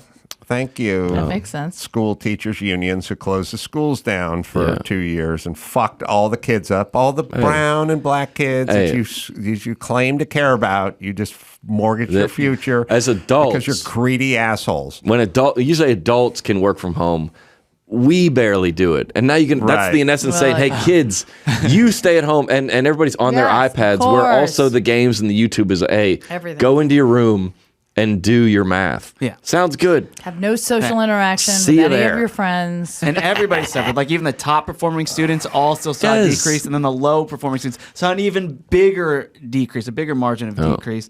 Who is know. that? Is that Roberta Weintraub? Yeah. Or Randy Randy Weingarten. It's Randy Weingarten. I was Weingarten. screwing up. Randy Weingarten fucked Roberta. our nation up Yeah. as a proponent for closing schools, as the leader of the union. If you guys don't think these unions are bad, think about how much control they have. Yep. Fucking telling Rochelle Walensky at the CDC to go rework her story about opening schools. That's how much power they yield. And she just got appointed to like the Homeland Security Council or whatever like that. Unbelievable. It is insane. You fucking coward, hypocrite, horrible, horrible teachers unions. I told you in real time this was a horrible idea. I disagreed with you. You called me like an elitist and a racist and fuck what I do. Could one of you spineless pussies come onto the show and let's have a debate about it? Or are you just going to cower? I think you need to do some push-ups. Oh, Yeah. I mean, Jesus fucking Christ. I just said it. But here's the other thing, too. And here's what I want to say. And then I want to be done being angry. Forget about me. Forget about me.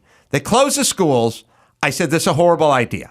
It never had anything to do with kids. COVID didn't affect kids. It was always about the elderly. They hid that from you. They did not share that information with you. When the dust settles on COVID, and it is, all the information that's coming in is it did not affect kids in a negative way. The percentages for like people under 19 were 0.000, 3 zeros and a 6, a point and 3. It did not kill young people. It never did. They knew it. They knew it early, and they didn't say shit about it. Yep. And so, all right, MSNBC, CNN, LA Times, New York Times, you all have fucking blood on your hands because you could have found out the answer. I knew it.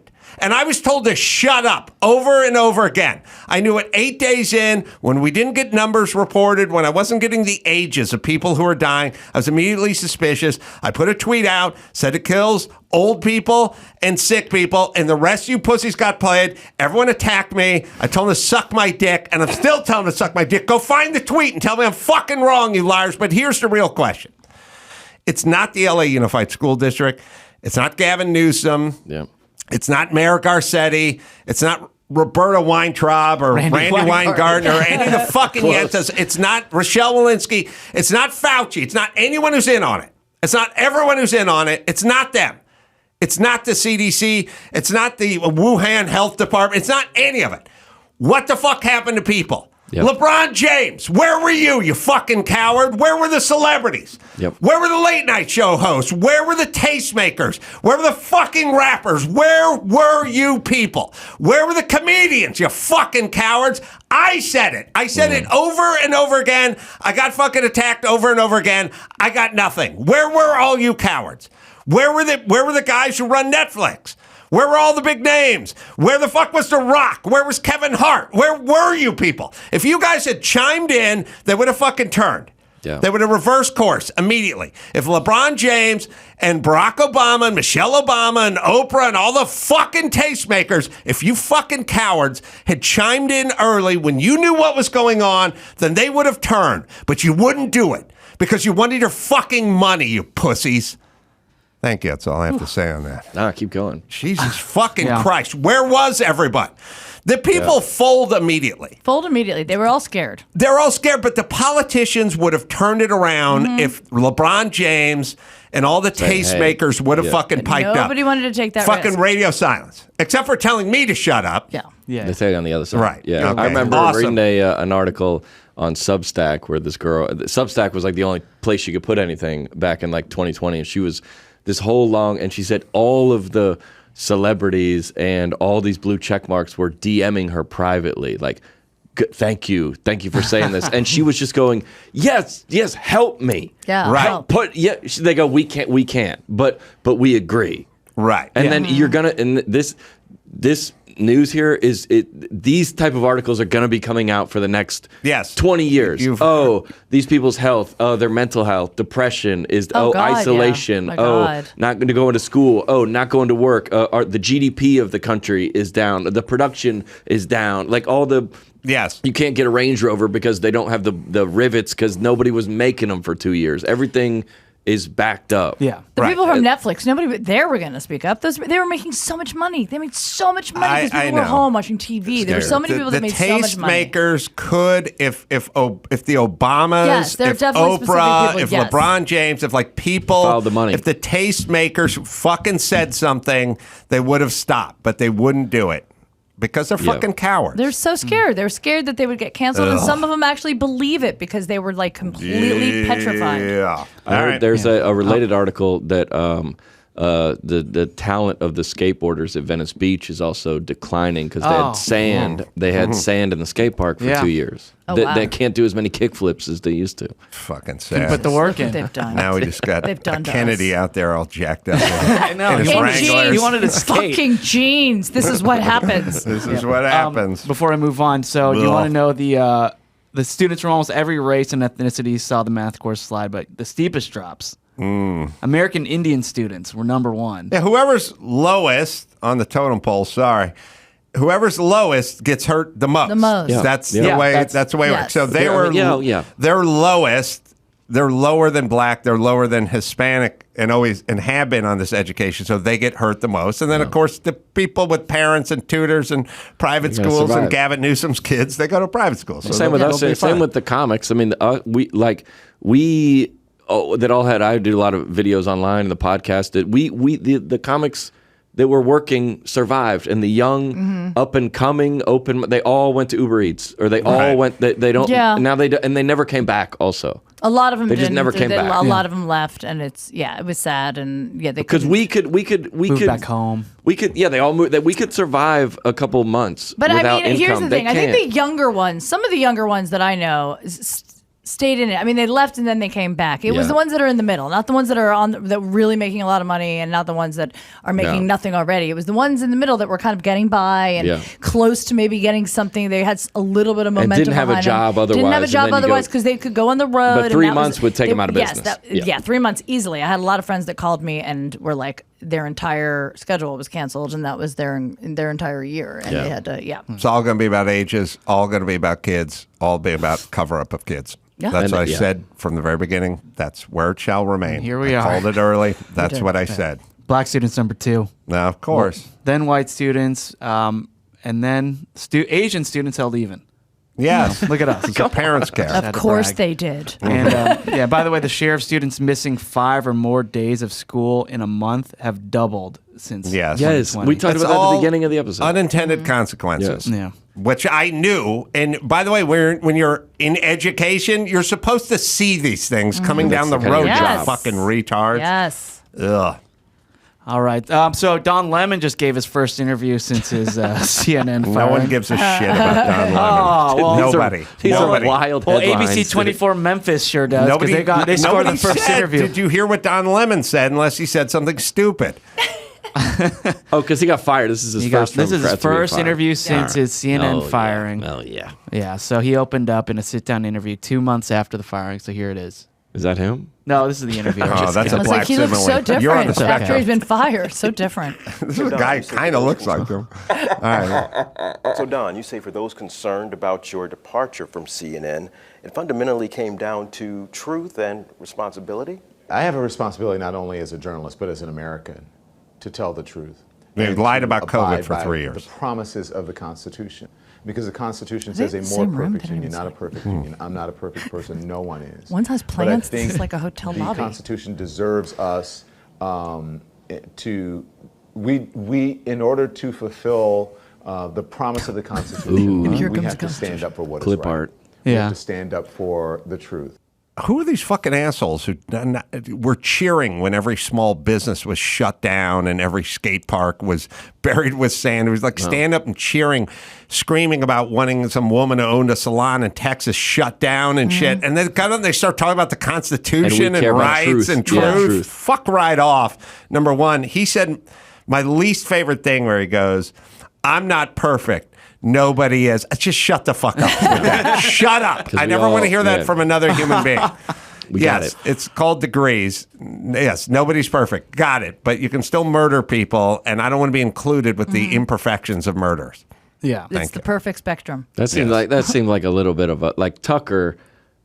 He's gone on his show on Twitter, and he has a nice setup, and he's got a crew there, and that seemed a little bit like a Hampton Inn. They weren't even in the same room. And it also seemed totally like in a conference he's room. like, "Hey, I'll do an interview, but like with one of my like college frat buddies. Exactly. I don't want to be pulled to the carpet on any of this." That was an insider. Yeah, totally. He's not pulling him to the carpet on that.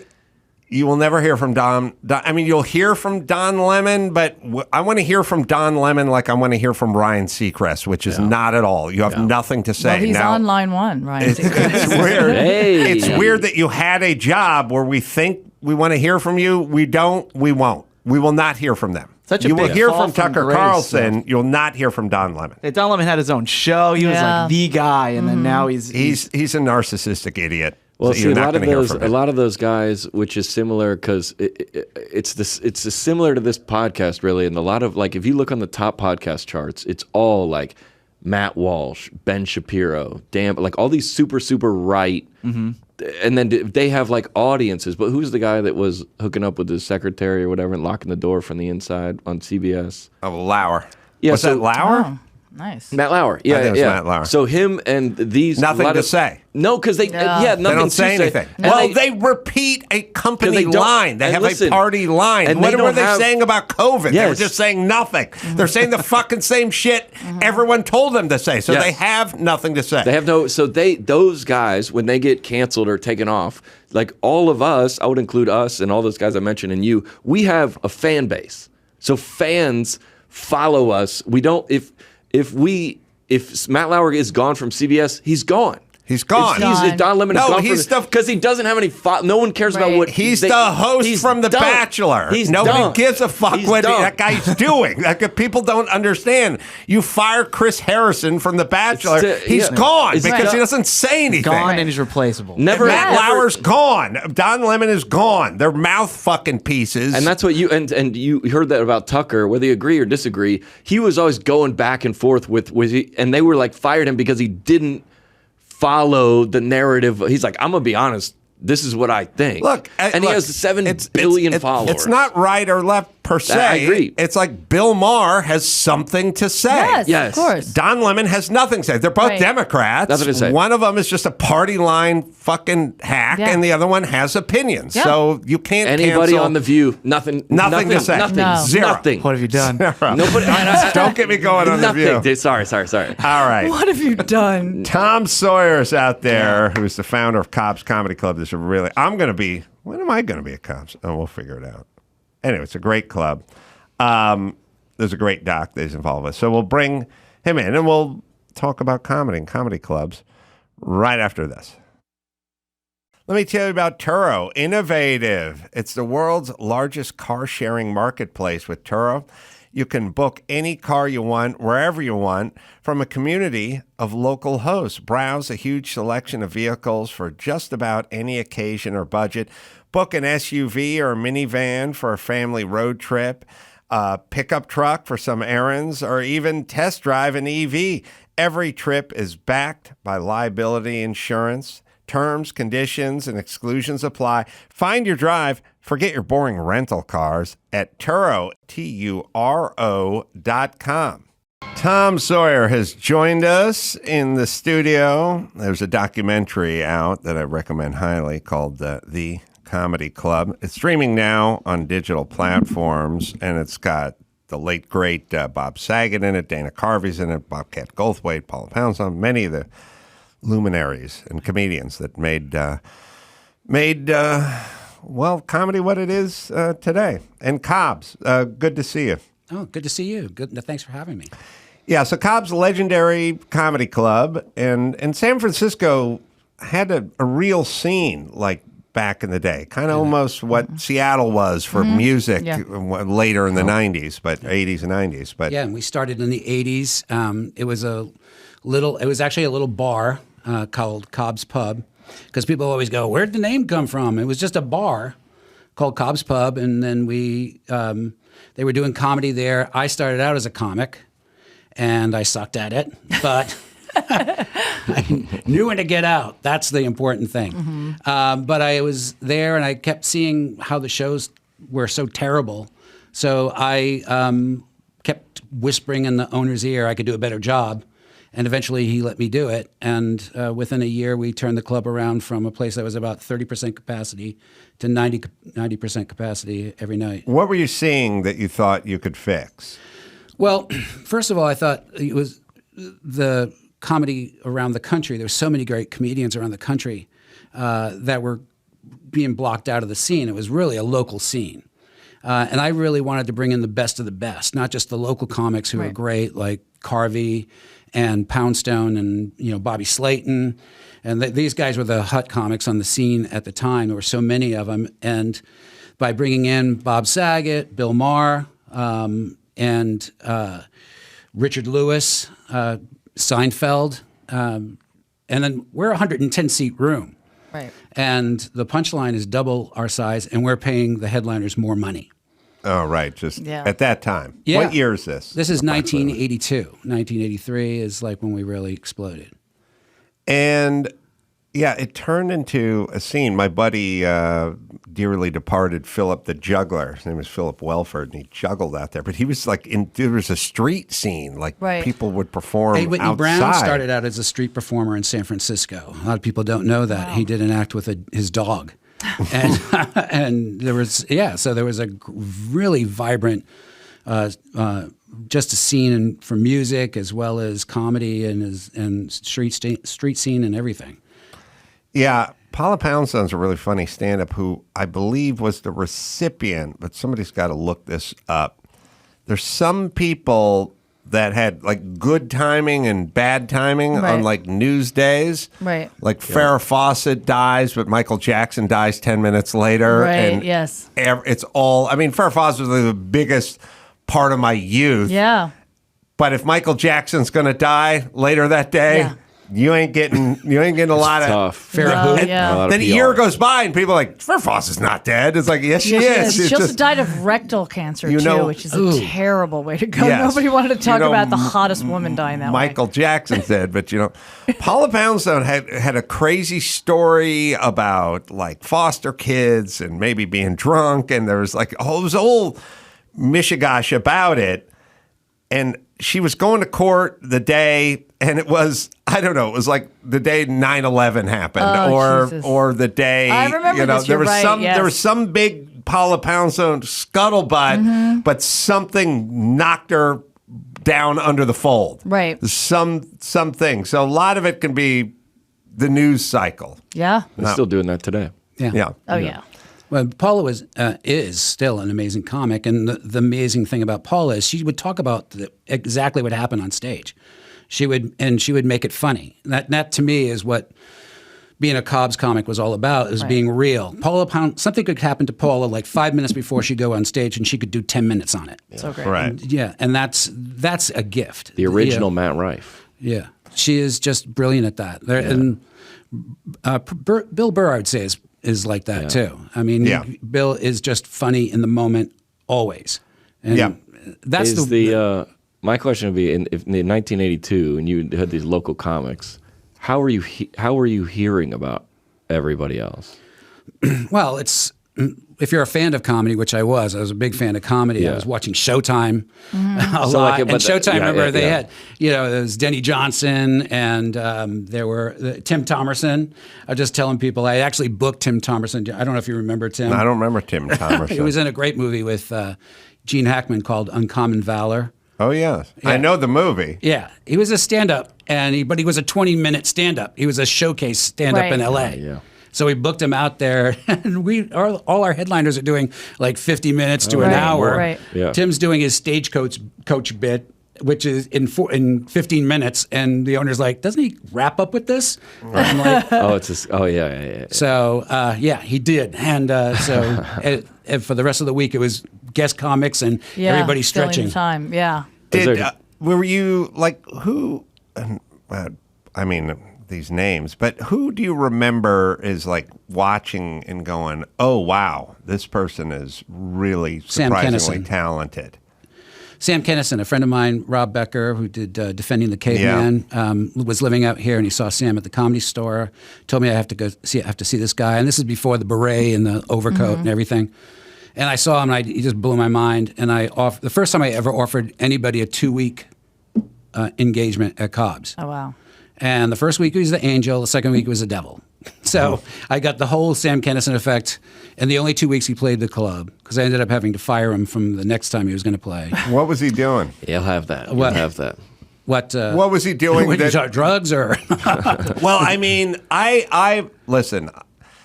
I stopped doing it, but one of the best things to do is when you travel around and you play the clubs and you meet the manager, and sometimes at the theater, sometimes the club, but you always have to ask who the biggest pain in the ass was, Who do you guys hate? They'll be like, Eddie Griffin needed 2 pairs of brand new Nike tennis shoes in white, and I'd Air go, Force Ones, did he wear them? And like, nope.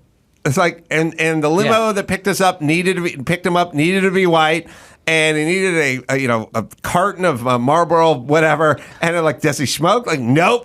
Like, and we just needed to run around and do all this crazy writer shit. And I was like, it's insane. I was like, I ordered the hummus platter and thought I was going to get yelled at, but I should have been ordering tennis shoes. What am I doing? But you got to give us some of the riders. I mean, that I did book Eddie, and actually we went around and around on that, and I just finally went, you realize that Eddie's paying for the shoes.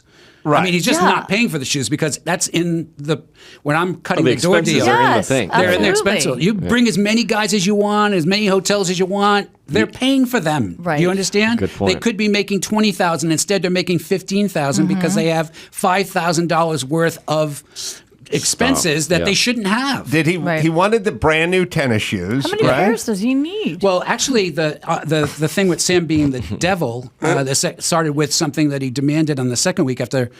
We did a ton of promotion. Nobody knew who he was. We had critics come in. They went bananas for him. Everything was sold out. 2 weeks were sold out. We sold it out. Second week, he calls in and goes, I want you to fly up so-and-so. And I go, well, I don't have the money to fly up so-and-so because, we're all on a really tight budget here, and I get 20% of the door. That's what I live on. And so I'm not going to take, money out of my pocket to fly your friend up. You're welcome to fly your friend up, and he'll stay with you. That's great. Right. But he said, okay, fine. And then I'm at the airport. This is the old days when I went to pick up people at the airport, not before limos and stuff like that. And I had to guess if they were going to be there or not. Yeah. If there was a delay. Right. Yeah. So circle around. So he's supposed to show up at 3:30. And I get a call, Tom Sawyer, blue courtesy phone call. And next thing is the owner going, hey, Sam called. He missed his flight. He's going to be on the next flight. Oh. Okay. So this went on till 9:30. Oh, my God.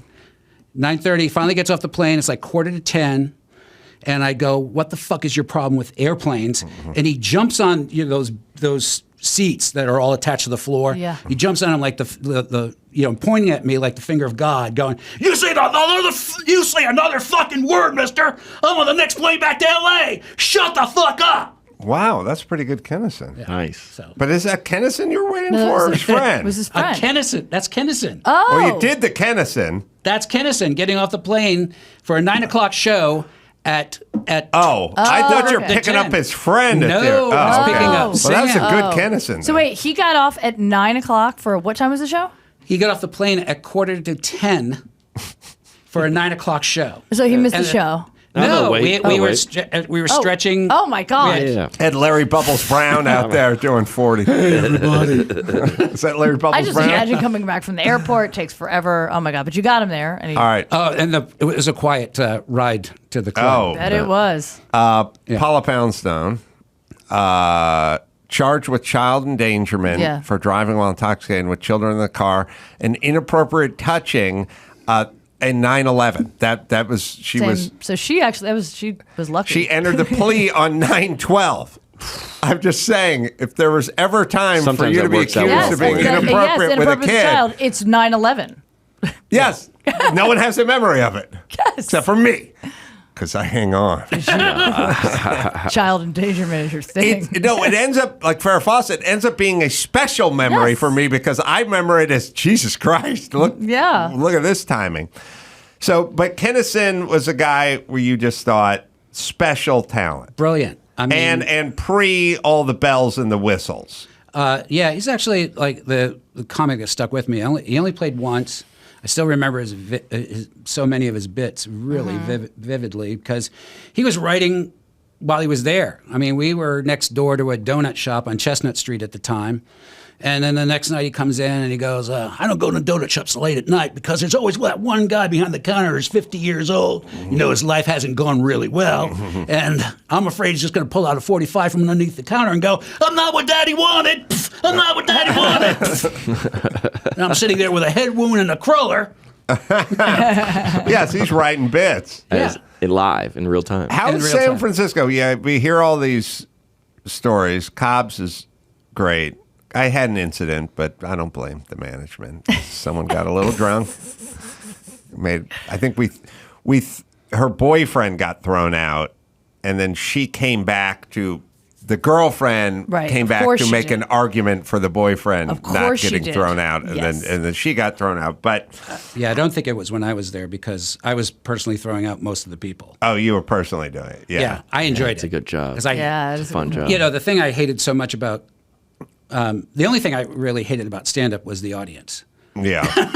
The customers. I hated always hecklers wrong. so much. It's so unbelievably disrespectful. Did you hate as a performer? I don't hate hecklers. But I will. Okay, there's a couple things. The person or the couple.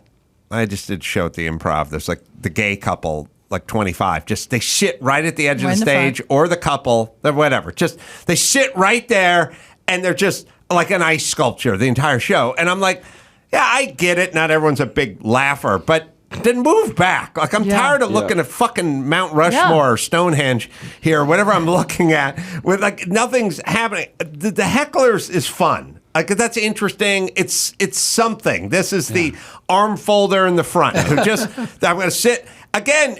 I don't even blame you for not laughing, but just don't sit right against the edge of the stage. I think there are a number of comics who have the same complaint. They don't even care about the heckler. They care about this guy. Well, yeah, but I immediately called that person out. Like, did you know you were coming to a comedy show tonight? Why are you here? Just found out I got cancer. Yeah, exactly. What happened to you today? I feel like it's an indictment on you as a performer as well, though. So it's what? It's that they're not laughing? Sometimes, like, you know, when you don't get invited to a party, right? And then your first impulse is like, "Fuck that person! I'm gonna yell at them for not inviting me." Right. And then the other part is they invited 67 other people. Like, maybe there's something.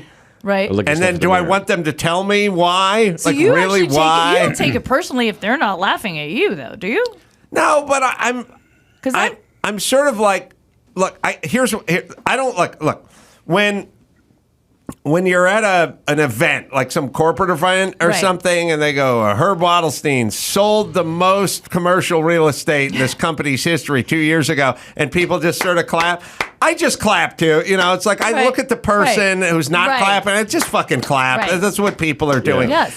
Just tell your face. You know what I mean? Like if you're sitting ringside at a comedy show, you're just sitting there, just kind of smirk. Yes. Or leave. A knowing nod. Or leave. But once in a while, nod. Anytime I went to a showcase in LA or anywhere, I would always ask the owners, sit me in the back. Yes. I don't want to be because I'm Absolutely. looking at the show through a different set of eyes. Absolutely. I'm looking at the show through a critical set you're not of a fan. eyes. And it's only when I really like someone like hit the first 5 minutes, I feel then I can calm down and relax and enjoy the show. But you know, I got stacks of tapes and CD, then eventually CDs and stuff. Yeah. Like they would sit on my desk till I finally had let's go through them. And you're 30 seconds in. You know right away. In the beginning, you're 2 minutes. Then later a minute. Then 30 seconds when you see some guy fumbling with the mic stand, and you just go, "You're done already." Yeah. Who are you wrong about? I actually, you know, I had one club 52 weeks of the year, so it was more of a case of me missing the boat as opposed to being wrong. Because you know, especially when the club was smaller, I will admit I was a comedy snob, and I had certain kind of comics. I wanted my audience. I was trying to build an audience that felt completely safe going to the club week in and week out, even when they didn't know who the performer was. They just knew the caliber of comics that we had at the club, so they'd be willing to, if they didn't know who Brian Regan was, they'd come down and see Brian Regan, and that was the goal, was to do that. So good time, it was more of a thing of missing, you know, and I missed people that I just didn't think either fit in right. But I would say there was one time where I had this a comic named John McDonald, guy, good comic out of Canada. He was signed by Rollins and Joffe. I thought this guy was on the fast track to become, you know, pretty famous, or I could have booked Jon Stewart. And I chose the Rollins and Joffe backed comic instead of Jon Stewart. But then, you know, Jon Stewart probably would have played the club like 2 or 3 times, and.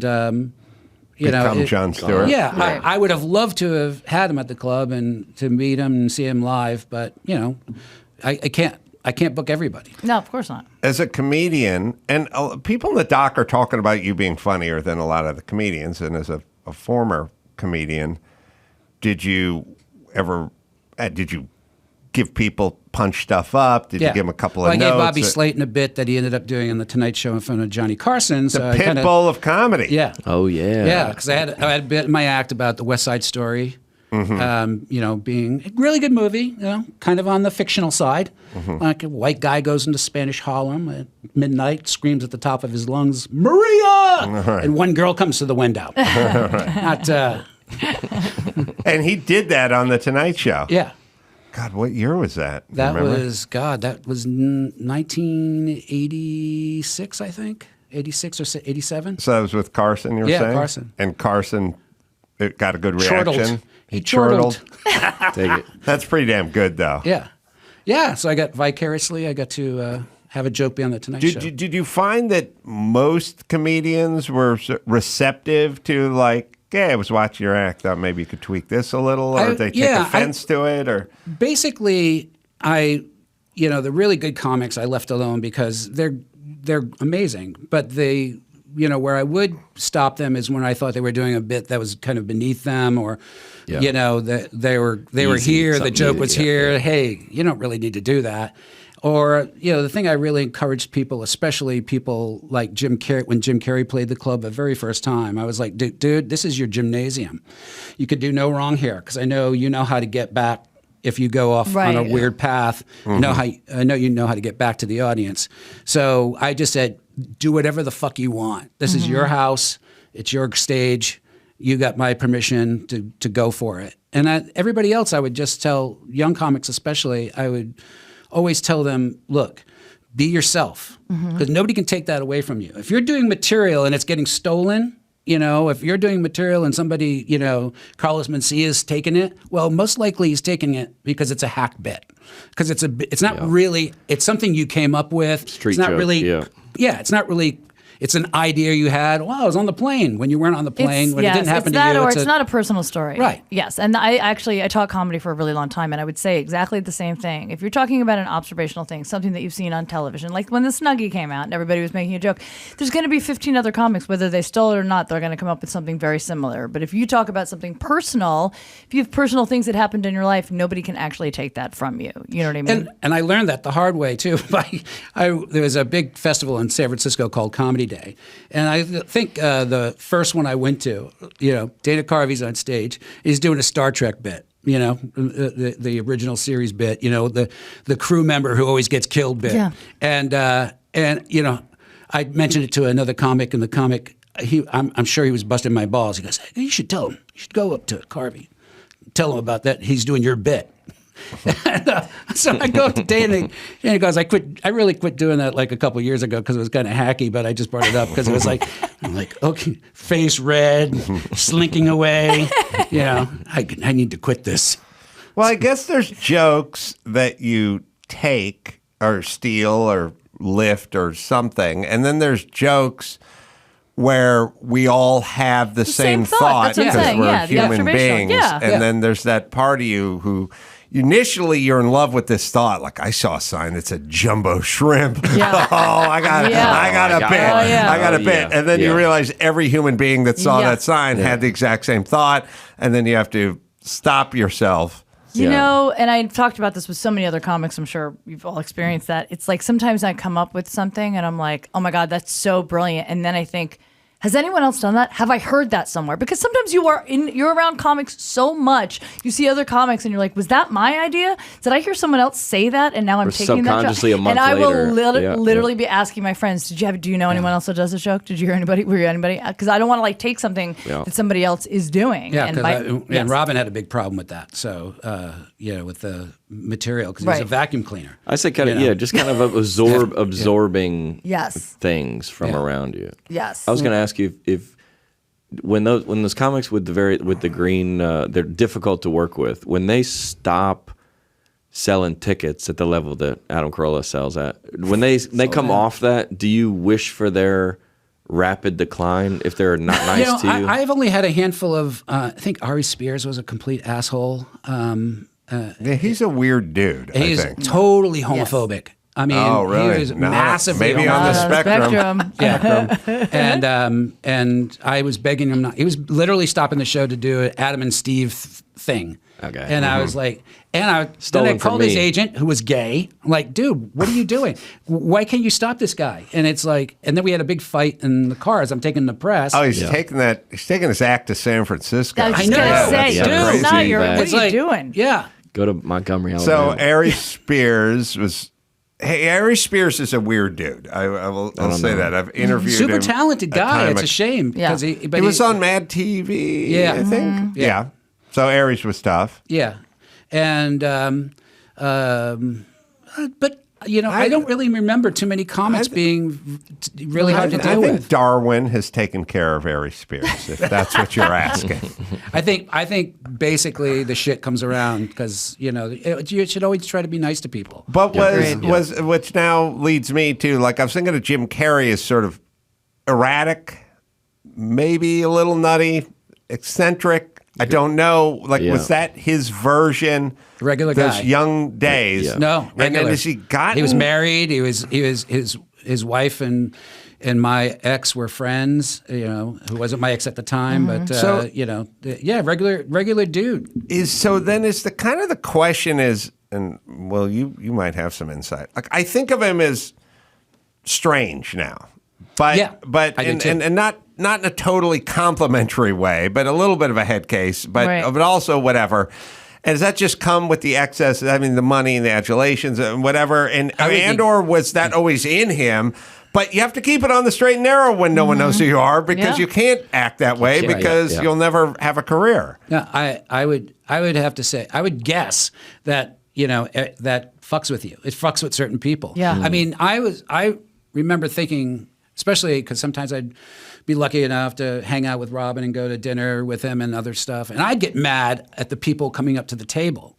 He would be okay with it, you know. He would, and I would be furious. It's like looking at the people going, you know, hey, you know, just trying to have dinner here and hang out, you know. So what are you doing? But he was fine with it. But I can't imagine for somebody who's that popular to be anywhere you go. You can't go anywhere. Have it affect you. It changes your. It's like proven that it actually fame, especially at a young age, will like change your brain. It actually changes it. But I think, to your point, Adam, I think it's a little bit of both. I think there are people. I've said it before. You see a lot of comics. Sam, probably one of them.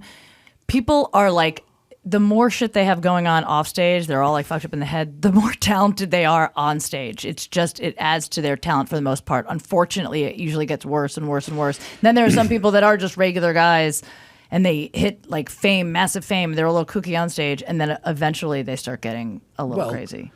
I think stand-up by itself as an art form is kind of an art form for lunatics, because look what you're doing. You're going on stage trying to make a room of complete strangers laugh. Yeah, you know, which for an hour by yourself, with nothing else except your voice. And I don't think that's really a healthy occupation choice. But I think it's also, some people are so driven to it. Is this an intervention? That's what they. But I think speaking of nothing up there, but the Sledge-O-Matic. Did Gallagher ever get out there? I booked Gallagher, to my shame, once, and it was like, oh God, what?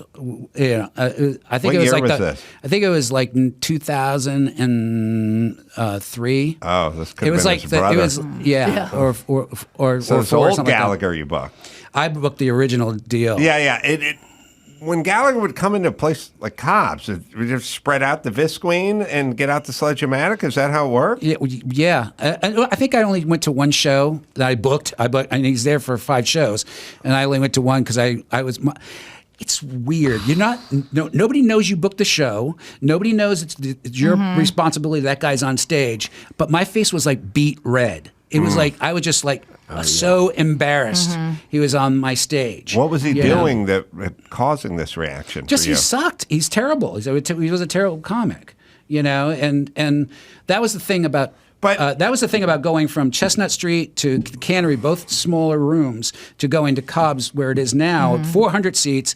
I went from being a guy who was booking like 99% comics that I really enjoyed having at the club, to having one or two comics a month that I was embarrassed about having at the club. Let's drill down on Gallagher, because I'm fascinated by him. Is it what was the now but you probably politically and spiritually disagree with him.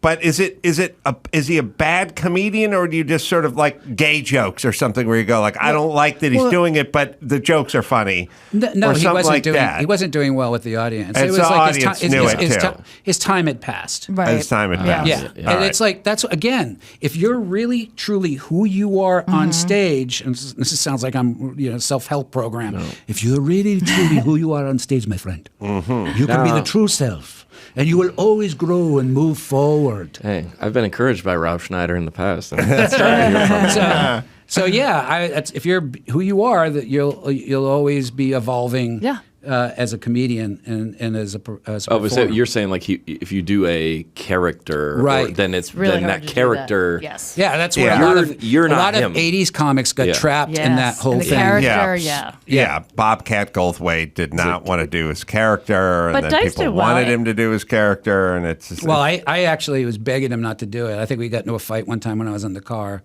because I was telling I refused to put Bobcat on the marquee. Tom, you blame a lot of the comedians for your sort of dust-ups, but there's a theme that emerges. There's one constant. I would say after one weekend, have somebody else go pick them up from the airport. There's a lot of fighting in the car. So what year was this? That was probably in the late 80s. So, Bob really was successful and did this character, and it became his bread and butter, but you thought... I thought it was a trap. Right. And I thought you're going to get locked into something. You're not going to be able to get out of it until everybody's sick of it. And then you got nowhere to go. Right. That's who you are. You're Bobcat. Right. Where you're Bob Goldthwait, you can be Bob. You can actually be Bob Goldthwait again. Right. At any time. Right. Or you can slowly maneuver into being Bob Goldthwait and stop being Bobcat. Right. Now, I think Bob and Bobcat are both hilarious. They were funny as hell. Yeah, but I also just felt it was going to be a trap for him later down the road, and I was trying to help him or convince him to take a different direction. Yeah, I agree. I know Bob well, and he's now the opposite of Bobcat. Yeah. But who knows if the opposite is even the real you either? It's just not. It's as far away from that as you got. All right, well. We're out of time. Jodi and John are comedians, so you can tell them what's wrong with them off the air. Yes. I'm sure he has a long I'm embarrassed list. of this. Lots of notes he has. I like a lot of people, too. Yeah, we just haven't heard about it anyway. Tom Sawyer, The Comedy Club, very interesting documentary with all the names from back in the day all over it. Yeah, it's and a funny. really interesting story. And you can get it on digital platforms, and you can go to your website, Tom Sawyer, just like you think. TomSawyerVoices.com. TomSawyerVoices.com. I'm going to be at Jimmy's Comedy Club this Friday and Saturday in Las Vegas. So you can come by and say hi, and then all over the place. So come say hi. Go to AdamCarolla.com for all that. John Crist is going to be in Vegas as well. He's going to be in San Diego. Same night, back to back. You got to pick one or the other. I say you go with me because your show's going to be sold out. Adam's will be sold out. So he's playing like the Enormo Dome over there. For dates, you can go to johnchristcomedy.com, and then there's Jodi Miller's got her special at the Ice House that I will definitely go to if I'm in La Cañada that night. And not in Malibu. That is July 21st at JodiMillerComedy.com. And until next time, this is Adam Carolla saying mahalo.